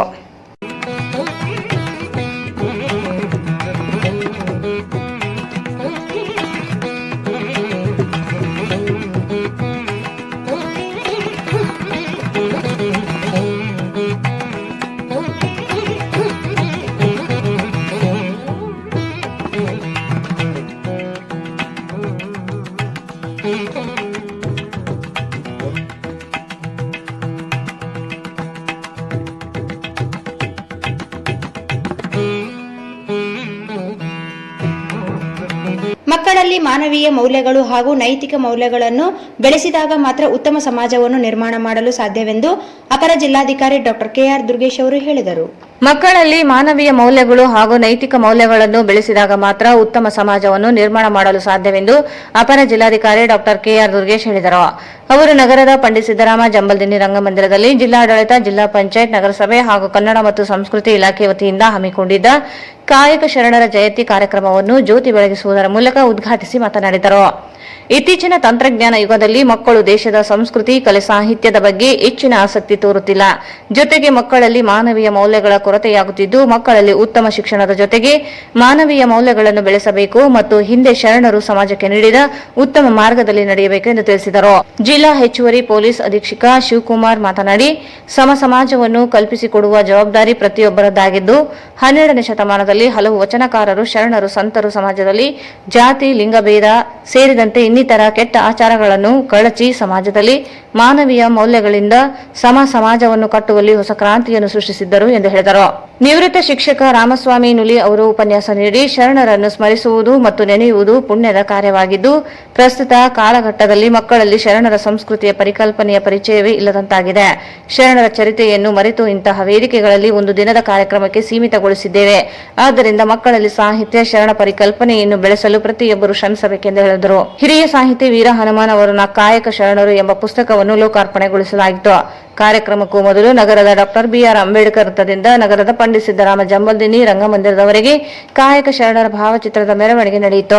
ನಗರ ಶಾಸಕ ಡಾಕ್ಟರ್ ಶಿವರಾಜ್ ಪಾಟೀಲ್ ಅವರು ಮೆರವಣಿಗೆಗೆ ಚಾಲನೆ ನೀಡಿದರು. ಈ ಸಂದರ್ಭದಲ್ಲಿ ಕನ್ನಡ ಮತ್ತು ಸಂಸ್ಕೃತಿ ಇಲಾಖೆ ಸಹಾಯಕ ನಿರ್ದೇಶಕಿ ಮಂಗಳಾ ನಾಯಕ್, ಹಿರಿಯ ಸಾಹಿತಿ ವೀರ ಹನುಮಾನ್, ಸಮಾಜದ ಮುಖಂಡರಾದ ರಾಮಣ್ಣ, ಬಿಎಚ್ ಗುಂಡಳ್ಳಿ, ಭೀಮರಾಜ್, ಎಸ್ ರಾಜು ಸೇರಿದಂತೆ ಇನ್ನಿತರರು ಉಪಸ್ಥಿತರಿದ್ದರು. ರಾಯಚೂರಿಗೆ ಏಮ್ಸ್ ಮಂಜೂರಾತಿ ವಿಷಯದಲ್ಲಿ ರಾಜ್ಯ ಸರ್ಕಾರದಿಂದ ಪ್ರಸ್ತಾವನೆಯೇ ಸಲ್ಲಿಕೆಯಾಗದೇ ಇರುವ ಅಂಶ ಬೆಳಕಿಗೆ ಬಂದಿದೆ. ಸಂಸತ್ನಲ್ಲಿ ಹಾಸನದ ಸಂಸದ ಪ್ರಜ್ವಲ್ ರೇವಣ್ಣ ಇವರು ಕೇಳಿರುವ ಪ್ರಶ್ನೆಗೆ ಕೇಂದ್ರ ರಾಜ್ಯ ಆರೋಗ್ಯ ಸಚಿವ ಡಾಕ್ಟರ್ ಭಾರತಿ ಪ್ರವೀಣ್ ಪವಾರ ನೀಡಿರುವ ಉತ್ತರದಲ್ಲಿ ಹುಬ್ಬಳ್ಳಿ ಧಾರವಾಡ ಪ್ರಸ್ತಾವನೆ ಸಲ್ಲಿಕೆಯಾಗಿದೆ ಎಂದು ಉಲ್ಲೇಖಿಸಿದ್ದಾರೆ ಹೊರತು ರಾಯಚೂರು ಪ್ರಸ್ತಾವನೆ ಸಲ್ಲಿಕೆಯಾಗಿರುವ ಕುರಿತು ಯಾವುದೇ ಉಲ್ಲೇಖ ನೀಡದೇ ಇರುವುದು ಅನುಮಾನಕ್ಕೆ ಕಾರಣವಾಗಿದೆ. ರಾಯಚೂರಿಗೆ ಏಮ್ಸ್ ಮಂಜೂರಾತಿ ವಿಷಯದಲ್ಲಿ ರಾಜ್ಯ ಸರ್ಕಾರದಿಂದ ಪ್ರಸ್ತಾವನೆಯೇ ಸಲ್ಲಿಕೆಯಾಗದೇ ಇರುವ ಅಂಶ ಬೆಳಕಿಗೆ ಬಂದಿದೆ. ಸಂಸತ್ನಲ್ಲಿ ಹಾಸನದ ಸಂಸದ ಪ್ರಜ್ವಲ್ ರೇವಣ್ಣ ಇವರು ಕೇಳಿರುವ ಪ್ರಶ್ನೆಗೆ ಕೇಂದ್ರ ರಾಜ್ಯ ಆರೋಗ್ಯ ಸಚಿವ ಡಾಕ್ಟರ್ ಭಾರತಿ ಪ್ರವೀಣ್ ಪವಾರ್ ನೀಡಿರುವ ಉತ್ತರದಲ್ಲಿ ಹುಬ್ಬಳ್ಳಿ ಧಾರವಾಡ ಪ್ರಸ್ತಾವನೆ ಸಲ್ಲಿಕೆಯಾಗಿದೆ ಎಂದು ಉಲ್ಲೇಖಿಸಿದ್ದಾರೆ ಹೊರತು ರಾಯಚೂರು ಪ್ರಸ್ತಾವನೆ ಸಲ್ಲಿಕೆಯಾಗಿರುವ ಕುರಿತು ಯಾವುದೇ ಉಲ್ಲೇಖ ನೀಡದೇ ಇರುವುದು ಅನುಮಾನಕ್ಕೆ ಕಾರಣವಾಗಿದೆ. ಹಿಂದಿನಿಂದ ಬಿಜೆಪಿ ಸರ್ಕಾರದ ಅವಧಿಯಲ್ಲಿ ಅಂದಿನ ಮುಖ್ಯಮಂತ್ರಿಯಾಗಿದ್ದ ಬಸವರಾಜ ಬೊಮ್ಮಾಯಿ ಅವರಿಗೆ ಏಮ್ಸ್ ರಾಯಚೂರಿನಲ್ಲಿ ಸ್ಥಾಪಿಸುವ ಕುರಿತು ಪ್ರಸ್ತಾವನೆ ಸಲ್ಲಿಸಲು ಮನವಿ ಮಾಡಲಾಗಿತ್ತು. ಆದರೆ ಬಿಜೆಪಿ ಸರ್ಕಾರ ಹುಬ್ಬಳ್ಳಿ ಧಾರವಾಡ ಪ್ರಸ್ತಾವನೆ ಸಲ್ಲಿಸಿತು, ಮತ್ತೊಂದು ಪ್ರಸ್ತಾವನೆ ಸಲ್ಲಿಸದೆ ಇರುವುದು ಸ್ಪಷ್ಟವಾಗಿದೆ. ಆದರೆ ಹುಬ್ಬಳ್ಳಿ ಧಾರವಾಡ ಪ್ರಸ್ತಾವನೆ ಅನುಮೋದನೆ ನೀಡಿಲ್ಲ ಎಂದು ಕೇಂದ್ರ ಆರೋಗ್ಯ ಸಚಿವರು ಸ್ಪಷ್ಟಪಡಿಸಿದ್ದಾರೆ. ಈಗಾಗಲೇ 2 ಬಾರಿ ಮುಖ್ಯಮಂತ್ರಿ ಸಿದ್ದರಾಮಯ್ಯ ಪತ್ರ ಬರೆದಿದ್ದು ಆಗಿದೆ. ಅಲ್ಲದೆ ರಾಜ್ಯ ವೈದ್ಯಕೀಯ ಶಿಕ್ಷಣ ಸಚಿವ ಡಾಕ್ಟರ್ ಶರಣ ಪ್ರಕಾಶ್ ಪಾಟೀಲ್ ನೇತೃತ್ವದಲ್ಲಿ ಜಿಲ್ಲೆಯ ನಿಯೋಗ ಕೇಂದ್ರ ಆರೋಗ್ಯ ಸಚಿವ ಮಾಂಡವಿ ಅವರಿಗೆ ಮನವಿ ಸಹ ನೀಡಲಾಗಿತ್ತು. ಅಲ್ಲದೆ ಫೆಬ್ರವರಿ 7ರಂದು ಸಣ್ಣ ನೀರಾವರಿ ಸಚಿವ ಎನ್ಎಸ್ ಬೋಸರಾಜ್ ಹಾಗೂ ವೈದ್ಯಕೀಯ ಶಿಕ್ಷಣ ಸಚಿವ ಡಾಕ್ಟರ್ ಶರಣ ಪ್ರಕಾಶ್ ಪಾಟೀಲ್ ಸಹ ಮತ್ತೊಮ್ಮೆ ಭೇಟಿ ನೀಡಿ ಕೇಂದ್ರ ಆರೋಗ್ಯ ಸಚಿವರನ್ನು ಭೇಟಿ ಮಾಡಿ ಬಂದಿದ್ದಾರೆ. ಅಲ್ಲದೆ ರಾಯಚೂರು ಸಂಸದ ರಾಜಾ ಅಮರೇಶ್ವರ ನಾಯಕ್ ಹಾಗೂ ಕೊಪ್ಪಳ ಸಂಸದ ಕರಡಿ ಸಂಗಣ್ಣ ಸಹ ಕೇಂದ್ರ ಆರೋಗ್ಯ ಸಚಿವರನ್ನು ಭೇಟಿ ಮಾಡಿದ್ದು ತಂಡವನ್ನು ಕಳುಹಿಸಿಕೊಡುವುದಾಗಿ ಭರವಸೆ ನೀಡಿದ್ದಾರೆ ಎಂದು ಪ್ರಕಟಣೆ ಮೂಲಕ ತಿಳಿಸಿದ್ದಾರೆ. ಆದರೆ ಕೇಂದ್ರ ಆರೋಗ್ಯ ಮತ್ತು ಕುಟುಂಬ ಕಲ್ಯಾಣ ಮಂತ್ರಾಲಯದಲ್ಲಿ ರಾಯಚೂರು ಜಿಲ್ಲೆಯ ಏಮ್ಸ್ ಮಂಜೂರಾತಿ ಪ್ರಸ್ತಾವನೆ ಇದೆಯೋ ಇಲ್ಲವೋ ಎಂಬುದು ಗೊಂದಲ ಮುಂದುವರಿಯಲು ಕಾರಣವಾಗಿದೆ. ರಾಯಚೂರಿನಲ್ಲಿ ಏಮ್ಸ್ ಸ್ಥಾಪನೆ ಪ್ರಸ್ತಾವನೆ ಸಲ್ಲಿಕೆಯಾಗಿದ್ದರೆ ಸಂಸತ್ನಲ್ಲಿ ನೀಡಿರುವ ಉತ್ತರದಲ್ಲಿ ಉಲ್ಲೇಖವಾಗುತ್ತಿತ್ತು. ಹುಬ್ಬಳ್ಳಿ ಧಾರವಾಡ ಪ್ರಸ್ತಾವನೆ ಸಲ್ಲಿಸಿರುವುದು ಕುರಿತು ಖಚಿತಪಡಿಸಿರುವುದು ಸಚಿವರು ರಾಯಚೂರು ಏಮ್ಸ್ ಪ್ರಸ್ತಾವನೆ ಕುರಿತು ಉಲ್ಲೇಖ ಸಹ ಮಾಡಿಲ್ಲ. ದೇಶದಲ್ಲಿ 22 ಏಮ್ಸ್ ಮಂಜೂರಾತಿ ದೊರಕಿದ್ದು ಪ್ರಧಾನಮಂತ್ರಿ ಸ್ವಾಸ್ಥ್ಯ ಸುರಕ್ಷಾ ಯೋಜನೆಯಡಿ PMSSY ಯೋಜನೆ ಅಖಿಲ ಭಾರತ ವೈದ್ಯಕೀಯ ಸಂಸ್ಥೆ ಸ್ಥಾಪಿಸುವ ಕುರಿತು ಕ್ರಮ ವಹಿಸಲಾಗಿದೆ ಎಂದು ಲಿಖಿತ ಉತ್ತರ ನೀಡಿದ್ದಾರೆ. ಬಿಜೆಪಿ ಮತ್ತು ಕಾಂಗ್ರೆಸ್ ರಾಜ್ಯ ಸರ್ಕಾರಗಳು ಏಮ್ಸ್ ವಿಷಯದಲ್ಲಿ ರಾಜಕೀಯ ಮಾಡುತ್ತಿವೆ ಎಂಬ ಅನುಮಾನ ದಟ್ಟವಾಗಲು ಕಾರಣವಾಗಿದೆ. ಏಮ್ಸ್ ಹೋರಾಟ ವರ್ಷ ಪೂರ್ತಿಗೊಳಿಸಿ 2ನೇ ವರ್ಷಕ್ಕೆ ಮುಂದುವರೆದಿದೆ. ಏಮ್ಸ್ ಹೋರಾಟಕ್ಕೆ ನಮ್ಮ ಬೆಂಬಲವಿದೆ ಎಂದು ಹೇಳುತ್ತಲೇ ಬಂದಿರುವ ಬಿಜೆಪಿ ಮತ್ತು ಕಾಂಗ್ರೆಸ್ ನಾಯಕರು ರಾಜಕೀಯ ಲಾಭಕ್ಕಾಗಿ ತಂತ್ರಗಳನ್ನು ನಡೆಸುತ್ತಿದ್ದಾರೆ ಹೊರತು ಸಂಘಟಿತ ಪ್ರಯತ್ನ ಮಾಡದೆ ಹೋಗಿರುವುದು ರಾಯಚೂರು ಏಮ್ಸ್ ಪ್ರಸ್ತಾವನೆ ಸಲ್ಲಿಕೆಯಾಗಿರುವುದೇ ಸಂಶಯಗಳು ಹುಟ್ಟಲು ಕಾರಣವಾಗಿದೆ. ಕೇಂದ್ರ ಗೃಹ ಸಚಿವ ಅಮಿತ್ ಶಾ ಬೆಂಗಳೂರಿಗೆ ಬರುತ್ತಿದ್ದು ಏಮ್ಸ್ ಹೋರಾಟ ಸಮಿತಿ ಮನವಿ ನೀಡಲು ಆಹ್ವಾನಿಸಲಾಗಿದೆ. ಈ ಎಲ್ಲಾ ಬೆಳವಣಿಗೆ ಕುರಿತು ರಾಯಚೂರು ಏಮ್ಸ್ ಪ್ರಸ್ತಾವನೆಯನ್ನು ರಾಜ್ಯ ಸರ್ಕಾರಕ್ಕೆ ಸಲ್ಲಿಸಿದೆ ಇಲ್ಲವೋ ಎಂಬ ಸ್ಪಷ್ಟ ದೊರೆಯಬೇಕಿದೆ. ಹಿಂದಿನ ಬಿಜೆಪಿ ಸರ್ಕಾರ ಏಮ್ಸ್ ಮಾದರಿ ಆಸ್ಪತ್ರೆ ಘೋಷಣೆ ಮಾಡಿ ಜನರಿಂದ ದೂರವಾಯಿತು. ಹೊಸದಾಗಿ ಅಸ್ತಿತ್ವಕ್ಕೆ ಬಂದಿರುವ ಕಾಂಗ್ರೆಸ್ ಸರ್ಕಾರ ಪ್ರಸ್ತಾವನೆಯನ್ನು ಸಲ್ಲಿಸಿದೆಯೋ ಇಲ್ಲವೋ ಎಂಬುದು ಕಾಂಗ್ರೆಸ್ ನಾಯಕರೇ ಹೇಳಬೇಕಿದೆ. ಕೊನೆಯಲ್ಲಿ ಮತ್ತೊಮ್ಮೆ ಮುಖ್ಯಾಂಶಗಳು. ಬಿಜೆಪಿ ಪಕ್ಷದ ಗ್ರಾಮ್ ಚಲೋ ಕಾರ್ಯಕ್ರಮಕ್ಕೆ ಶಾಸಕ ಡಾಕ್ಟರ್ ಶಿವರಾಜ್ ಪಾಟೀಲ್ ಚಾಲನೆ.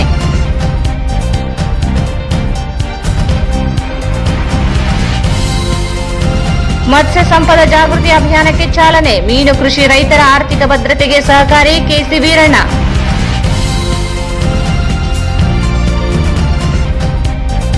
ಫೆಬ್ರವರಿ 13ರಂದು ಪ್ರೊಫೆಸರ್ ಎಂಡಿ ನಂಜುಂಡಸ್ವಾಮಿಯವರ 88ನೇ ಜನ್ಮದಿನ. ರಾಕೇಶ್ ಟಿಕಾಯತ್ ಉದ್ಘಾಟನೆ. ನರಸಪ್ಪ ಯಾದವ್ ಕ್ರಾಣಿ. ಕೇಂದ್ರ ಬಿಜೆಪಿ ಸರ್ಕಾರದ ರೈತ ಯೋಜನೆಗಳ ಮಾಹಿತಿ ನೀಡಲು ಗ್ರಾಮ ಪರಿಕ್ರಮ ಜಾಥಾ. ಸಿದ್ದನಗೌಡ ನೆಲೆಹಾಳ್.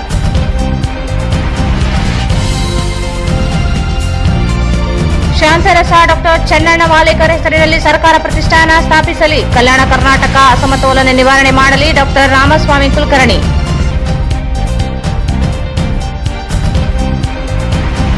ಮಾನವ ಜನ್ಮ ದೊಡ್ಡದು, ಸಾರ್ಥಕಪಡಿಸಿಕೊಳ್ಳಲು ರಾಮಸ್ವಾಮಿ ನುಡಿಕರೆ.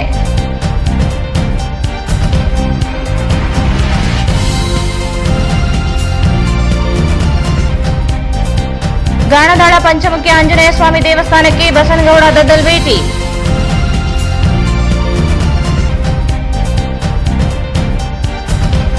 ಕಾಯಕ ಶರಣರ ಜಯಂತಿ. ಮಕ್ಕಳಲ್ಲಿ ಮಾನವೀಯ ಮೌಲ್ಯ ಬೆಳೆಸಬೇಕು. ದುರ್ಗೇಶ್.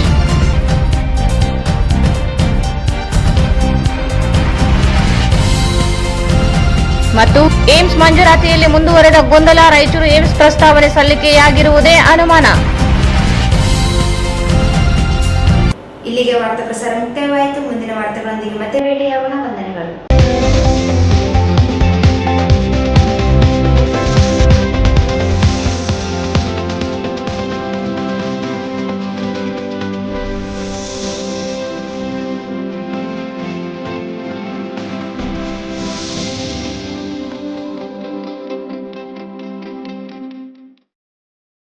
ವಾರ್ತೆಗಳನ್ನು ಪ್ರವೇಶಿಸಿದವರು.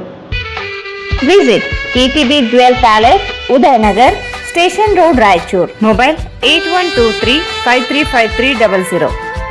N150. ಸಂಪರ್ಕಿಸಿ ಶ್ರೀ ಬಾಲಾಜಿ ಬಜಾಜ್, ಗಂಜ್ ಕಲ್ಯಾಣ ಮಂಟಪ ಪಕ್ಕ, ಗಂಜ್ ರಸ್ತೆ, ರಾಯಚೂರು. ಶ್ರೀ ರಾಘವೇಂದ್ರ ಘೀ. ಶ್ರೀ ರಾಘವೇಂದ್ರ ಭಾರತ್ ಫರ್ನಿಚರ್ಸ್ ರಾಯಚೂರಿನಲ್ಲಿ ಮೊದಲ ಬಾರಿಗೆ 3 ಮಳಿಗೆ ಒಳಗೊಂಡ ಬೃಹತ್ ಆಕಾರದ furniture showroom. SAK convention hall. Book now flat 50% discount. Save of the season with luxury rooms, faculty, fully centralized AC halls, wide parking areas facilities. Visit Shekhar Nagar, IB Road, Raichur.